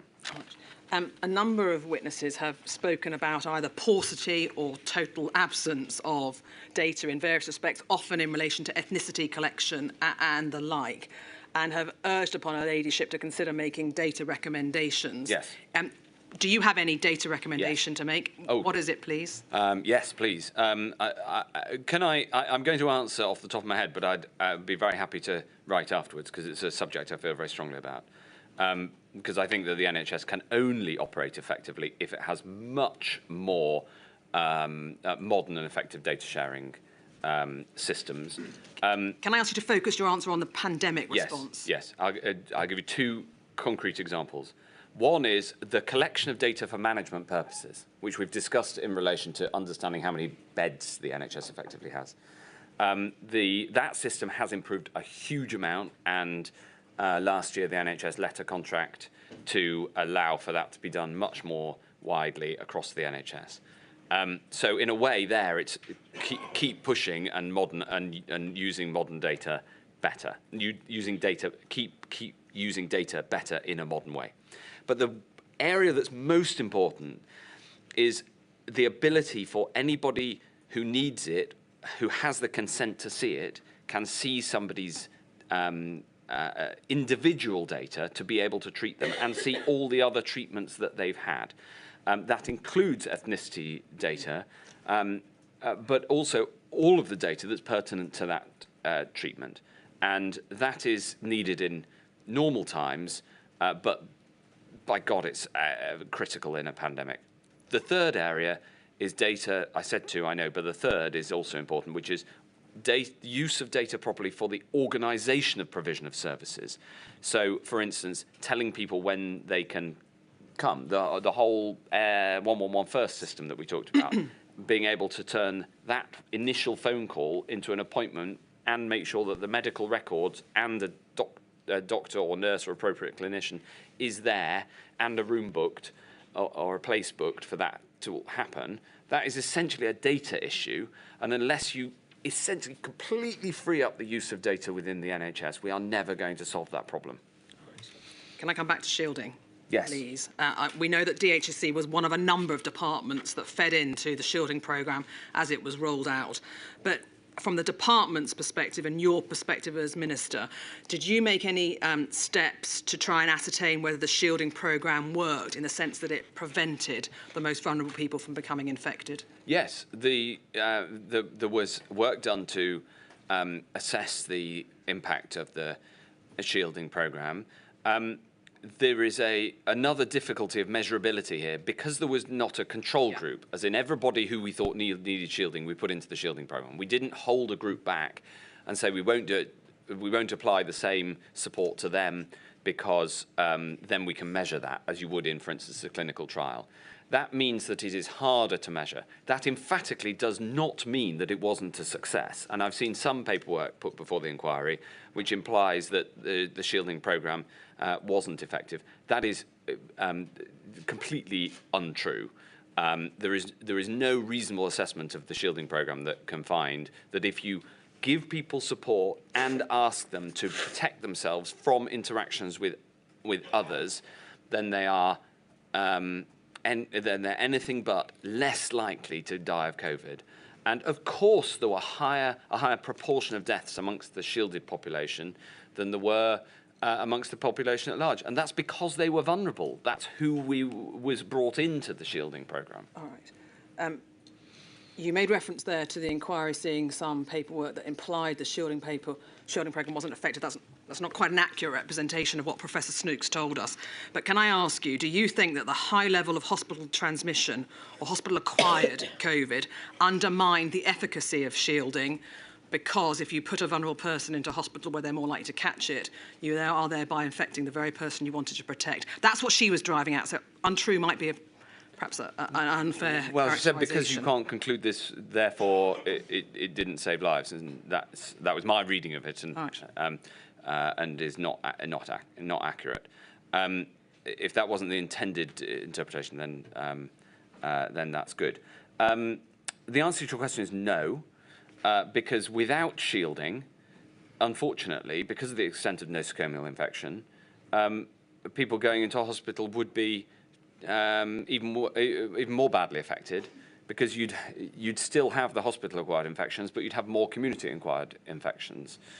And also, shielding did mean that GPs knew which of their patients were regarded by the data to be most likely to be vulnerable, and therefore who they needed to give extra support to and protect from potential risk of infection. So no, I don't think that hospital-acquired infections, they were obviously a bad thing, but they didn't undermine shielding at all. All right, and finally on shielding, were you involved in any discussions about specific measures that might address the heightened risk for the clinically vulnerable who had to attend healthcare appointments? The which risk? The hospital risk? Yeah. The heightened, I said, heightened risk. Heightened risk. Let me ask you again. Were you involved in any discussions about the specific measures that might address the heightened risk that clinically vulnerable people faced when going to healthcare appointments? Not that I can recall. You mentioned GPs and shielding. Clearly, the rollout of the shielding programme added a burden to them in that regard because they had to monitor the list. Can I ask you about a different aspect of GP response? And I think the BMA wrote to you on the 18th of May. Can we have a look at INQ 97897, please?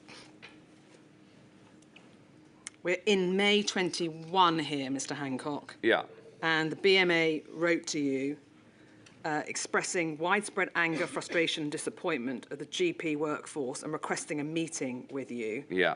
And if you scroll down the screen, please, can you see the paragraph beginning, despite the incredible work done by GPs? Yeah. Their teams over the last year to care for our patients, they do not feel supported.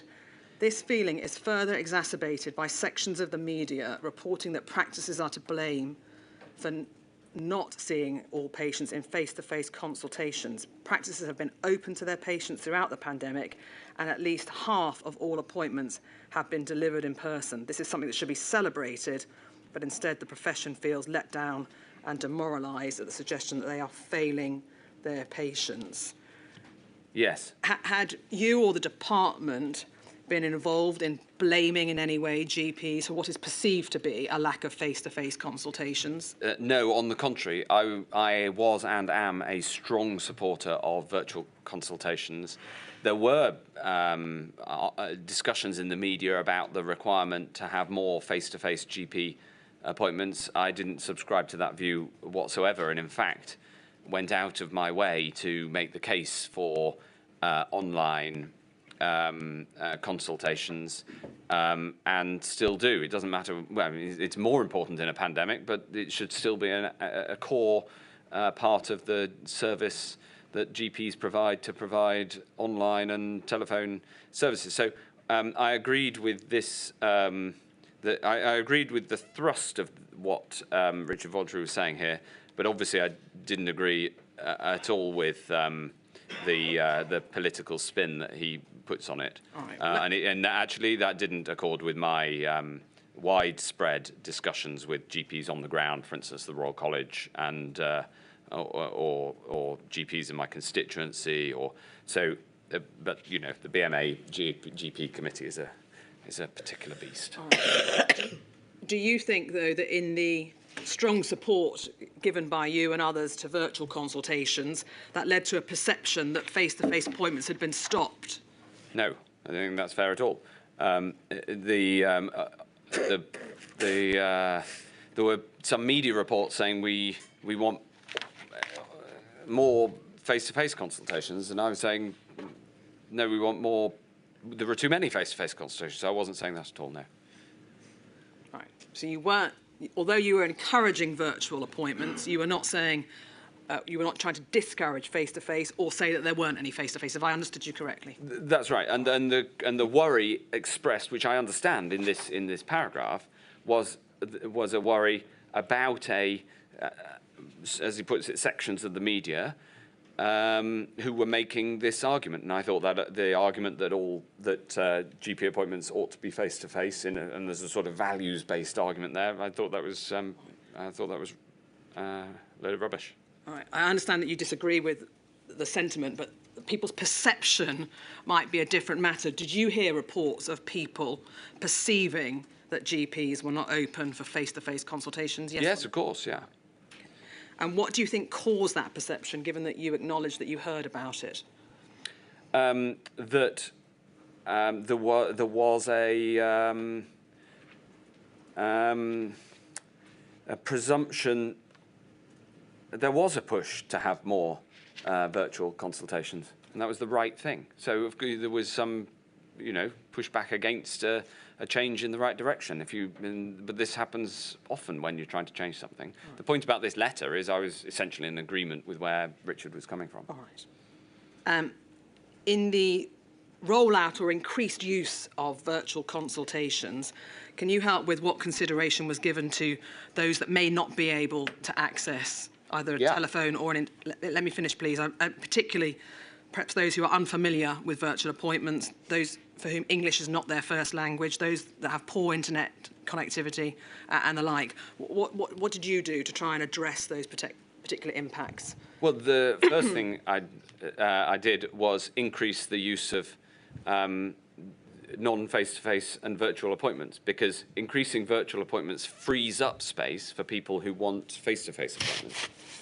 So the argument that you put, I understand, has been levelled at me many times in my enthusiasm for supporting people in the NHS where they are and what's convenient to them, which often means virtual appointments, but it doesn't always mean virtual appointments. There are always going to be some people who need to have a face-to-face appointment, either because of the nature of their medical problem, or because they may never use a computer. The point is that if you have a more efficient system using modern technology, you free up space for more of that rather than less. I'm totally against an online-only system, whilst being very enthusiastic about the availability of online. Sticking with primary care, can I ask you about pharmacies, please? We have heard evidence that the national PPE supply was not accessible to community pharmacists. They couldn't get FFP3 masks. They couldn't access the PPE portal until August 2020. Do you know why there was a delay in allowing community pharmacists access to that PPE portal? It's a very good question. And as you'll know from the paperwork, I pushed for them to have that access, and eventually that happened. In a world of highly constrained PPE availability, we had to be careful to ensure it got to where it was most needed, and there's a hierarchy of that. But I wanted it to be available to pharmacists. Also, you've got to remember that pharmacists are private businesses, and outside of the pandemic, of course, they buy their own protective equipment in the same way that most social care providers are private businesses, and before the pandemic, they buy their own equipment. So the government was not the only provider of PPE in this situation. Obviously, for the state-owned hospital system, the core NHS, we were, although hospitals buying their own PPE without the NHS England or the central government having anything to do with it is a good thing, not a bad thing in these circumstances. So there's a balance to be struck between about who the state provides for, and also how, given we as the state had limited access, how that is then distributed. So is the answer that in times of constrained supply, community pharmacists, rightly or wrongly, were deemed to be lower in the priority for people that needed access to the PPE portal? That is accurate, yes. And another aspect of pharmacy that I'd like to ask you about is the life assurance scheme.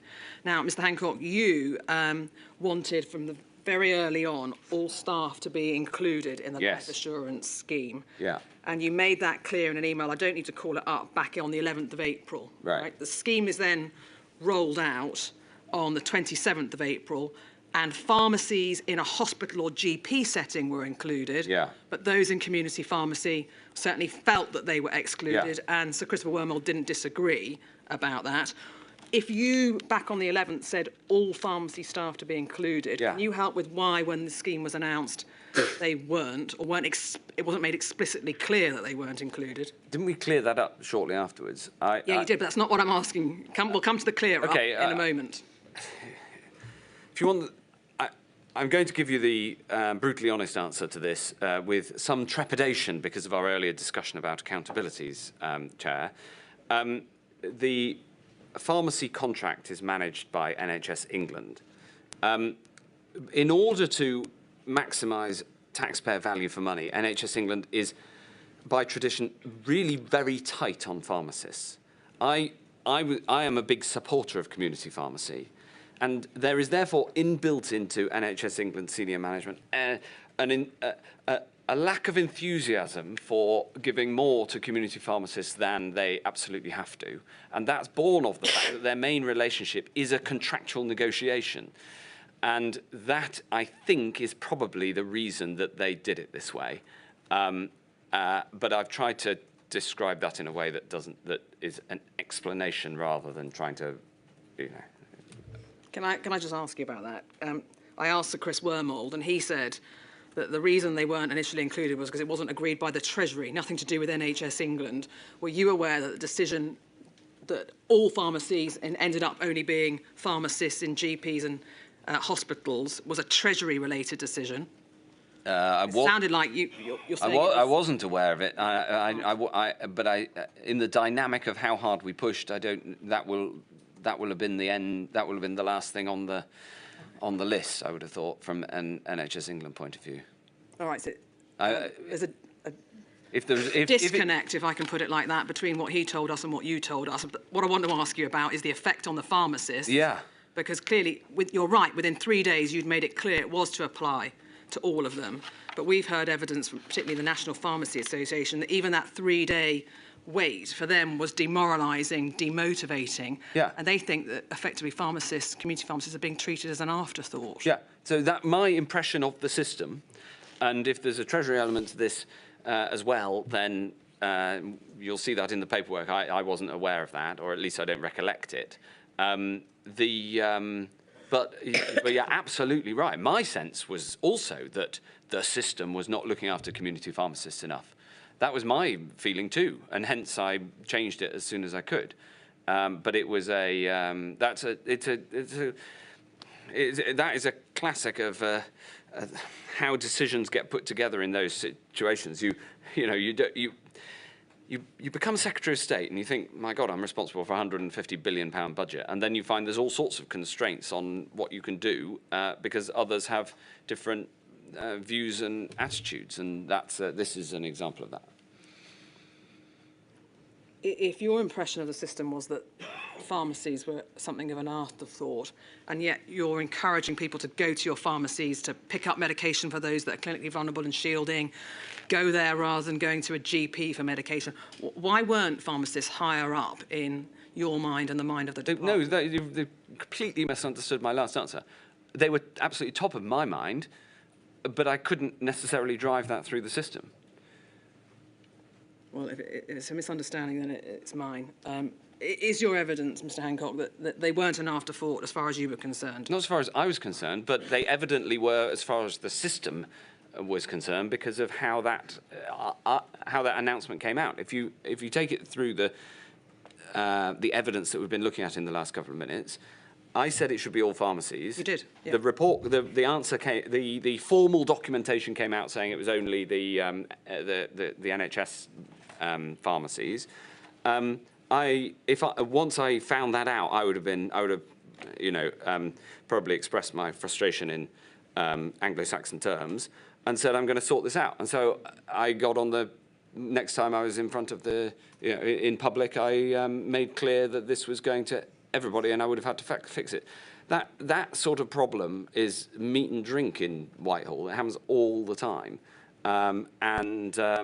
it's just part of the daily life of an active minister. That you have to go and fix problems all the time, and then take accountability for the system as a whole.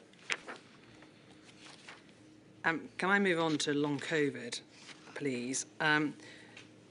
We have heard evidence that it was known at the start of the pandemic it was likely there would be long-term effects caused by the virus, even if we didn't know precisely what they were, how severe they would be, and how many people might contract long COVID. Were you made aware that there would be some long-term effects, even if the precise nature of the effects were not known at that stage? Yes, I recall discussing this with Chris Whitty in January 2020. Right. Okay. And given that it was known that there would be some, what, if anything, did you decide to do to try and work out what they were, how they could be managed, how they could be treated? Yeah. So obviously, before there were any COVID cases, there was nothing that you could do about this. The only thing you could do is try to reduce the number of COVID cases, i.e. bringing in a lockdown. By around May, June 2020, I was aware of this being a problem, not least because it affected people close to my heart. My mother still suffers from long COVID from that first wave. So this is close to my heart.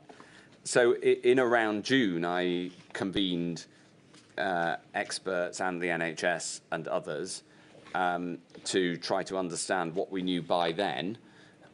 This, of course, June is only 2 months after the peak of the first wave. So people's slow recovery was only just becoming evident. And and then there was we established a long COVID clinic. All right, I'm going to come on to those. Yeah. Just to help you, in fact, it was in May 2020 that you asked Sir Simon Stevens to develop plans for provision of those suffering with long COVID. Right. When you said you wanted him to develop plans for providing for those suffering, what were you talking about? Financial provision, medical provision, pastoral support? Yes, primarily medical provision. Primarily medical provision, but across the board. So if that was in May 2020, this is less than 4 weeks after the peak. So people couldn't have presented with long COVID longer than 4 weeks after infection. And so that will have been in anticipation of there being long COVID as a concept, if you like. And it was definitely before there was a name long COVID that I was pushing to ensure we were ready to support those who got it. We know you set up the round tables. I don't need to ask you about that. That detail is set out in your statement, Mr. Hancock. But you did identify that further research may be needed. And in particular, you asked for further research on those that were not hospitalised but still got long COVID. Why did you ask for research to be done to that cohort of sufferers? Because the evidence was that the severity of your first bout of COVID was not correlated with your likelihood of long-term symptoms, my mother included. She was not hospitalised, and we're 4 years later and still suffers the effects. So the early research showed that there didn't appear to be such a correlation between severity and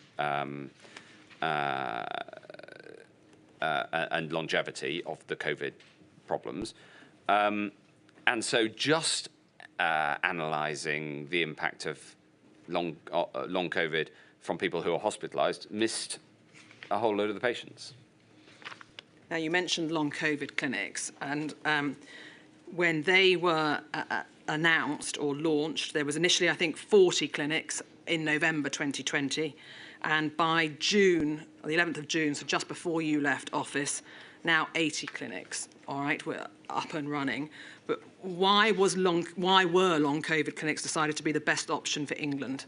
Can you help with that? The reason is that long COVID presents in a very wide array of ways, and the part of the problem with the research is that was, unlike COVID itself, there was not a clear and simple presentation.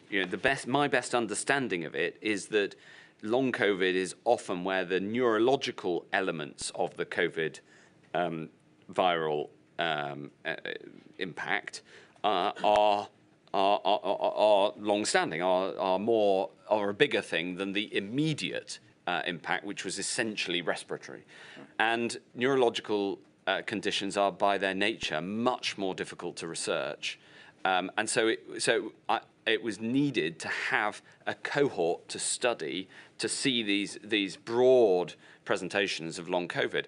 there's another aspect as well, which is that I thought if I just said to the NHS, just look after, make sure you look out for long COVID, it would have just gone into the ether and nothing would have happened. Whereas if you have specific long COVID budgets with specific dedicated clinical and other staff and a specific budget, including a research budget, then you will actually get some action that you can, that's tractable, that you can follow. So were you actually involved then in saying you wanted X million or whatever it was spent on long COVID research and X million on long COVID clinics? So it will have come from within the NHS budget. So it will have been, Simon will have found the budget for it, I think.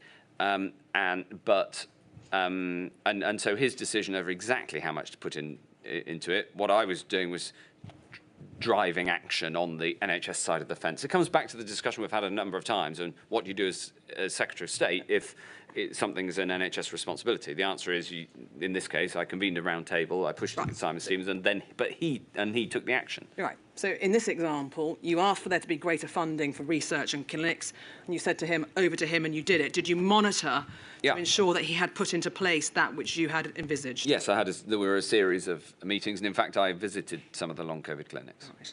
Right. Whilst you were Secretary of State, were you aware if there was any monitoring of the number of healthcare workers who contracted long COVID? I think there was, but I haven't got the evidence in front of me. No, we're not sure that there was actually that data, in fact, if there wasn't, there should have been. Well, that's what I was going to ask. Yeah. Yeah. Why do you say there should have been that data collected? Well, because you want to know what the impact is on the NHS workforce. By the time you left office, do you know whether that data is being collected? Would you suggest that should be a matter for NHS England or should be collected? Yes, it's their workforce. Yeah. All right. And does it follow from what you said then that whilst you were Secretary of State, you weren't able to assess the extent of absence in the health and social care system that was caused by long COVID? No, that would have been a matter for the Chief People Officer of the NHS, Priyana Issing, who was absolutely brilliant. And I do recall talking to her about this subject. The other thing to say in this space is not only did I follow up with the NHS, but I was also received submissions from the various long COVID support groups who felt that not enough was being done. So I knew that there was a sense that not enough was being done, and I was pushing the NHS to do more, and they did do more, and opened more clinics and did the research. Finally, this please, recommendations. If you had to give a recommendation to her ladyship as to how to improve the healthcare system that is not related to lockdown, Mr. Hancock, what would your recommendation be? Well, I think that in normal times, having the NHS run at less than 100% capacity will increase the resilience of the in the NHS. Can I pause you there? That's a political decision as to how to fund the NHS and how they choose to run at capacity, and it might be out with her ladyship's remit to say you should have 10,000 more beds or whatever it be. Most of these decisions are essentially political decisions. Yeah. Deciding to lock down is a political decision in the finest sense that politics is how we make decisions in this country at the highest level. The inquiry is surely able to make any recommendations it should choose. The second thing is about use of data. Yeah. My view is that the NHS will only survive if it gets better at the use of data, and in a pandemic that's even more important for the three areas that I suggested, and indeed research, a fourth. I would hope there'd be recommendations on that, because we do have this example of the COPI notices, and within the NHS the vaccine rollout as well, as high quality data improvements that have not been repeated since. So we should learn from them. And then I suppose the third is the ability to surge. You know, we put together an ability to surge in real time, but a more considered, structured plan to be able to surge NHS capacity would be valuable. You know, if there were, God forbid, a pandemic to hit tomorrow, of course, we'd be able to do it better because the people involved would be able to use the learnings from last time. But if we can find ways to make that more thought through and programmatic, if you like, then that would be a good thing. Mr. Hancock, thank you. That's all the questions I asked. My lady, there may be some time for some... Thank you, certainly. And I gather, Mr. Thomas, you'd quite like to get some questions in this afternoon. And you're not attending remotely unless you're a hologram, are you?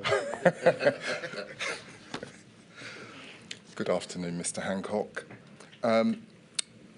Just to remind you, we've met before. I represent FEMHO, the Federation of Ethnic Minority Healthcare Organisations. Milady, just so that you can follow my questioning, I'm actually going to start with my sixth question because that piggybacks on some of the questions, and then I'll revert back to the order.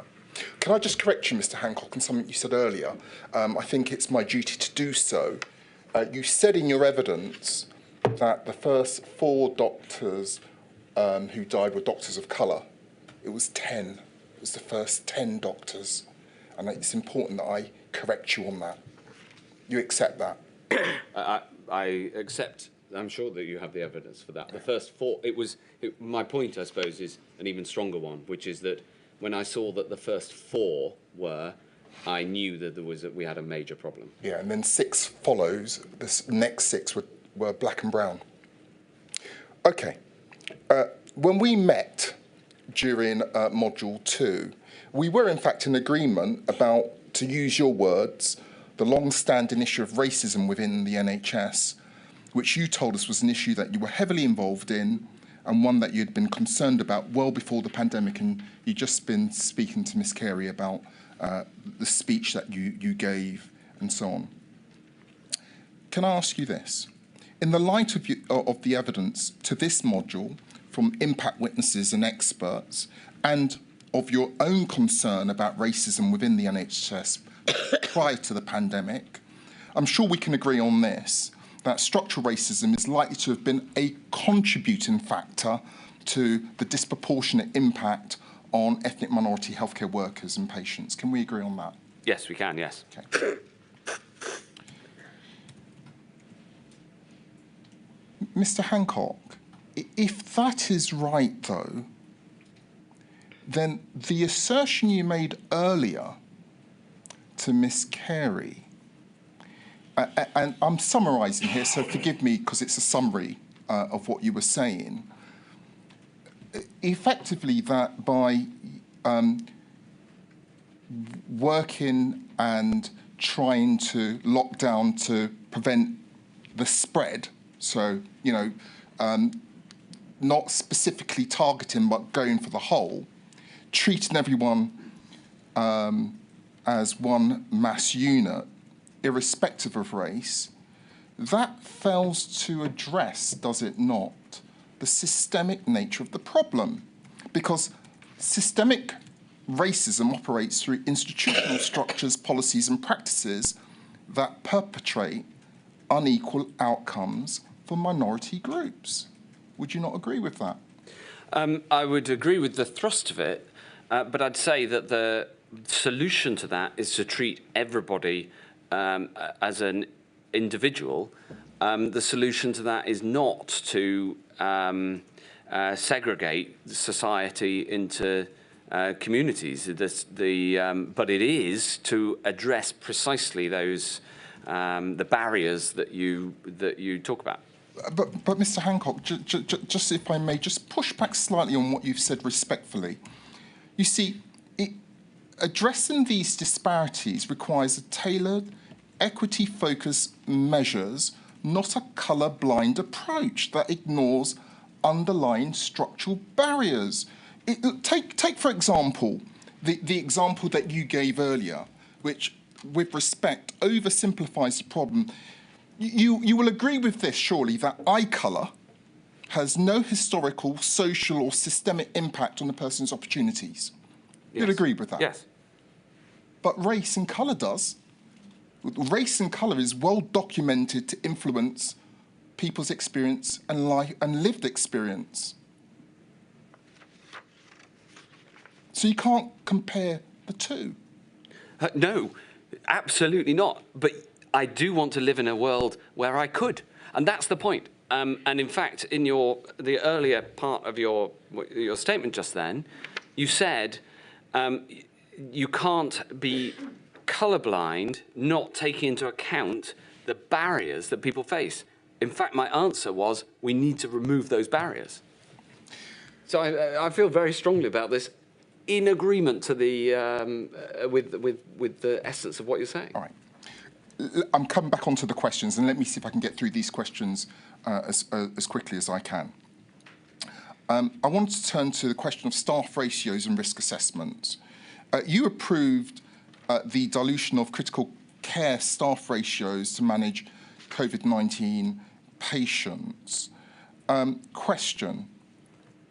Were you aware of or seek reassurance from Simon Stevens on whether specific risk assessments were to be conducted to evaluate the impact of this decision on the safety and well-being of healthcare workers from Black, Asian and minority ethnic communities who were overrepresented proportionately in frontline workers? Well, I think it would have been impossible accurately to make that sort of assessment for two reasons. The first is, at that stage in the pandemic, we didn't know what the impact was going to be because it was a completely novel virus. And the second reason is that we had to make these decisions incredibly quickly, and to hold up a decision whilst doing a full risk assessment would have led to, in my assessment, much worse outcomes overall. Mr. Hancock, in hindsight, would you recommend additional safeguards or measures to ensure that such decisions did not disproportionately impact Black, Asian, minority ethnic healthcare workers in the future? I would recommend that the disproportionate impact is taken into account in making those sorts of decisions according to what is likely to save most lives. All right. Would you agree with this, that periodic targeted reviews of frontline staff feedback would have been an additional safeguard and something to consider going forward? Yes, and I tried to put that in place before the pandemic. In fact, it was one of the things that I was working on after the speech that I mentioned in 2019. I think that's very important. I mean, after all, breaking down the barriers that you talk about is not a glib thing. There's a whole series of policy that needs to be put in place to make that happen. Okay. Before deciding to stretch staff ratios in critical care settings, did you consult with the Chief Nursing Officer or any other senior medical advisors or NHS England about the impact and potential strain on NHS workers, what that strain would be? Absolutely, yes. It was front of mind. I want to turn now to PPE. In your witness statement, you acknowledge challenges in the supply of PPE. Chris Wormwald gave evidence to this inquiry in Module 1, admitting that the department had stocked PPE that would be suitable for ethnic minority healthcare workers in smaller quantities. Were you aware of this? I became aware of it. I wasn't aware of it at the start. When did it come to your attention, and what, if any, action did you take? I'm not exactly sure. It will have been sometime in the first half of 2020, and the action that I took was to require that the PPE we were buying was the right PPE for the workforce that we had in the NHS, which is disproportionately from an ethnic minority background. Were you aware that healthcare workers from Black, Asian and minority ethnic backgrounds faced additional challenges sourcing and being provided with adequate and appropriate PPE? Yes, and in fact I went to a fit test where the nurse doing the fit test was from was Black, and I could physically see for myself the challenges of mask fitting as she was doing a fit test for me. Tell me this, when did you become aware of this? When did it become apparent? Again, in the first half of 2020, I can't remember an exact date. What steps did you take to ensure that healthcare workers, particularly those from minority backgrounds, received adequate and high-quality PPE in a timely manner? Well, I gave the instruction to start buying PPE in January 2020. So it was something that I was aware of and acting on from before, well before the pandemic hit the UK. So what happened then? Why were there still problems in the pipeline? Well, how long have you got? I mean, there's the problems of the fact that we had a stockpile that couldn't easily be picked, the fact that the demand for PPE shot up, both in the UK when we brought in the IPC measures, but then also globally because this was a global pandemic. Buying PPE became more difficult. Even if we'd had a stockpile twice the size, that still would have been less than 10% of what we needed over the entire pandemic. So there's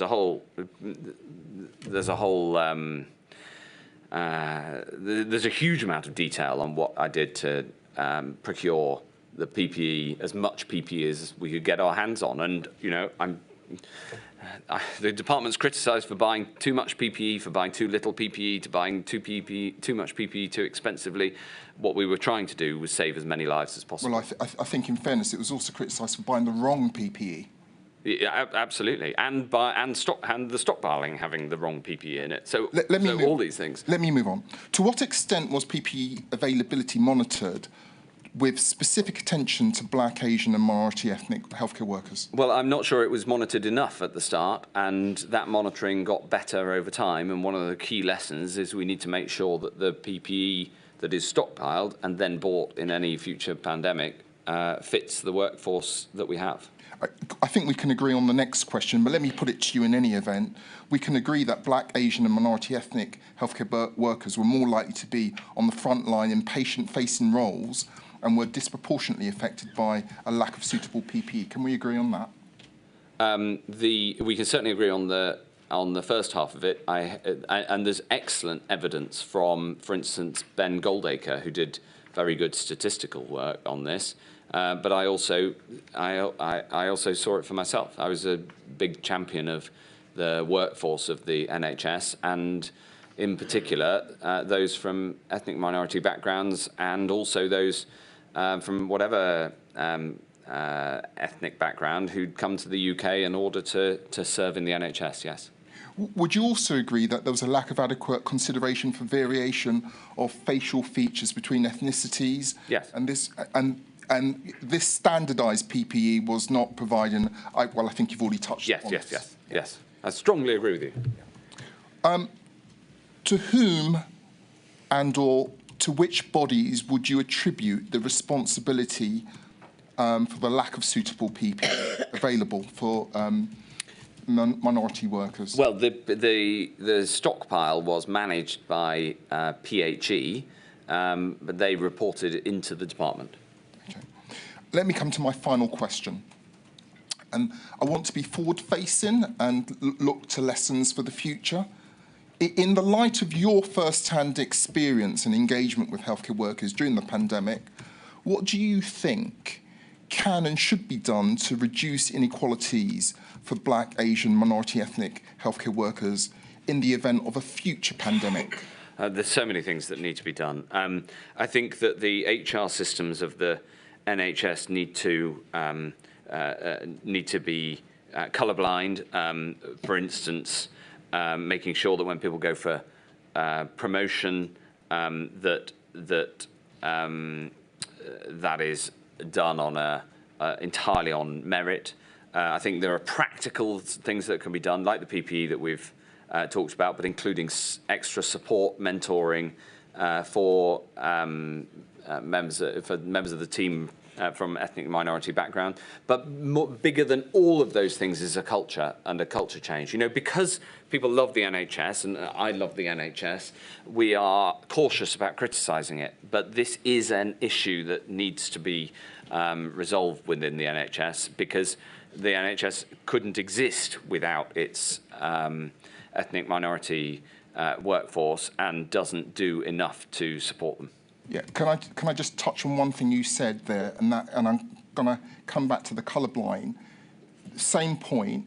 You can't have a colourblind system where you've got structural barriers. Yes, you've got to, but the answer to that is to break down the barriers. That's my. So that comes first. That has to come first before you can have a colourblind system. Exactly.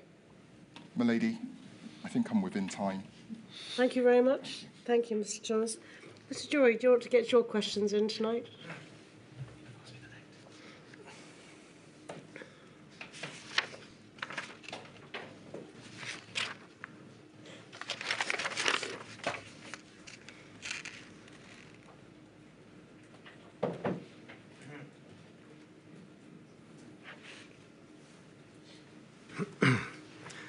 Mr. Hancock, I ask questions on behalf of the Independent Ambulance Association. It appears that neither the independent ambulance sector nor the College of Paramedics were consulted regarding COVID measures prior to their imposition in early 2020. The College of Paramedics sought guidance in a letter they wrote directly to you on the 20th of March 2020. I've got the reference for that, but we don't need to perhaps look at it. There was no specific response from you or your department, but can I make clear, she and we attach no criticism given the circumstances at the time. But when the college did receive guidance from Public Health England, this did not seem to take into account to the inquiry Miss Carey this morning, that guidance was often created by politicians and administrators, when perhaps there should have been more thought given to practitioners and clinicians. So my question is this: in seeking to formulate practical measures and guidance for any future pandemic, and insofar as it affects the ambulance service, would you agree that it is essential that the ambulance sector, i.e. those actually working at the coalface, and including the independent ambulance workers and paramedics who contributed so much in supporting the NHS during the pandemic, that they be consulted in formulating such measures and guidance? Well, yes, of course the sector should be consulted. I would challenge, even though I have my criticisms of how some things worked within the health system, I would challenge the question that practitioners were not involved in the design of much of the guidance. I'm not sure that's right. I can't answer for whether any one individual organisation was consulted for guidance that I wasn't involved in, but generally there's a vital need to consult people on the ground, both through organisations and directly. But in the case of a pandemic, often you have to bring things in much quicker than you would normally. So instead of a typical 3-month consultation period, you might convene an immediate roundtable on virtually, and then try to make a decision based on immediate feedback. So of course there have to be accelerations of normal procedures. And I'm very sorry I didn't reply to the letter, but 20th of March 2020 was in the middle of when we were bringing in lockdown, and so I would have been exceptionally busy. As we said, there was no criticism attached to that, but thank you very much. Thank you. Lady, thank you. Thank you, Mr. Joy. Very grateful. I think we'll just see if we can slip in Miss Morris. I don't know. I ask questions on behalf of the Royal College of Nursing. A question about data. The rates of infection, self-isolation and death amongst health and care staff would have been key indicators of the effectiveness of the government's approach to those workers and their working conditions. And therefore, systematic collection of data on those matters was required. You're nodding, agreeing with me. Yes. So what did you do to ensure that the government had data as to the impact of the pandemic on health and social care workers? So I required the collection of that data, and I publicised it. It wasn't there at the start, and I made that happen. I totally agree with your question. When did you make sure it was collected? It was April 2020 when the number of when the first significant number of deaths was starting to happen. And as to infection rates? And infection rates, of course, depended on the availability of tests.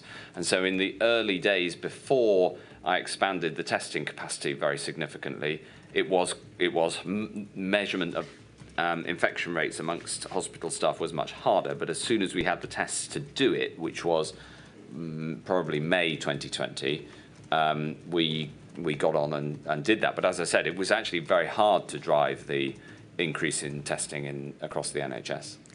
And something that didn't require testing, measurement of self-isolation rates. When did you introduce that collection of data? I don't recall the exact an exact date, but obviously that's also very important. Thank you, Ms. Morris. Unless there's anybody who's desperate to get away, I think Mr. Hancock's had quite a long day. Just check there's nobody who's got just about 3 or 5 minutes that they want to get in tonight. I'm here as long as you like, Chair. I know, but it's been a long day for you, Mr. Hancock. I'm afraid we have to come back tomorrow. There's no way we can complete. Too many people wish to ask you questions. Okay. And so we have an hour and a half, couple of hours left, I'm afraid. So 10 o'clock tomorrow, please.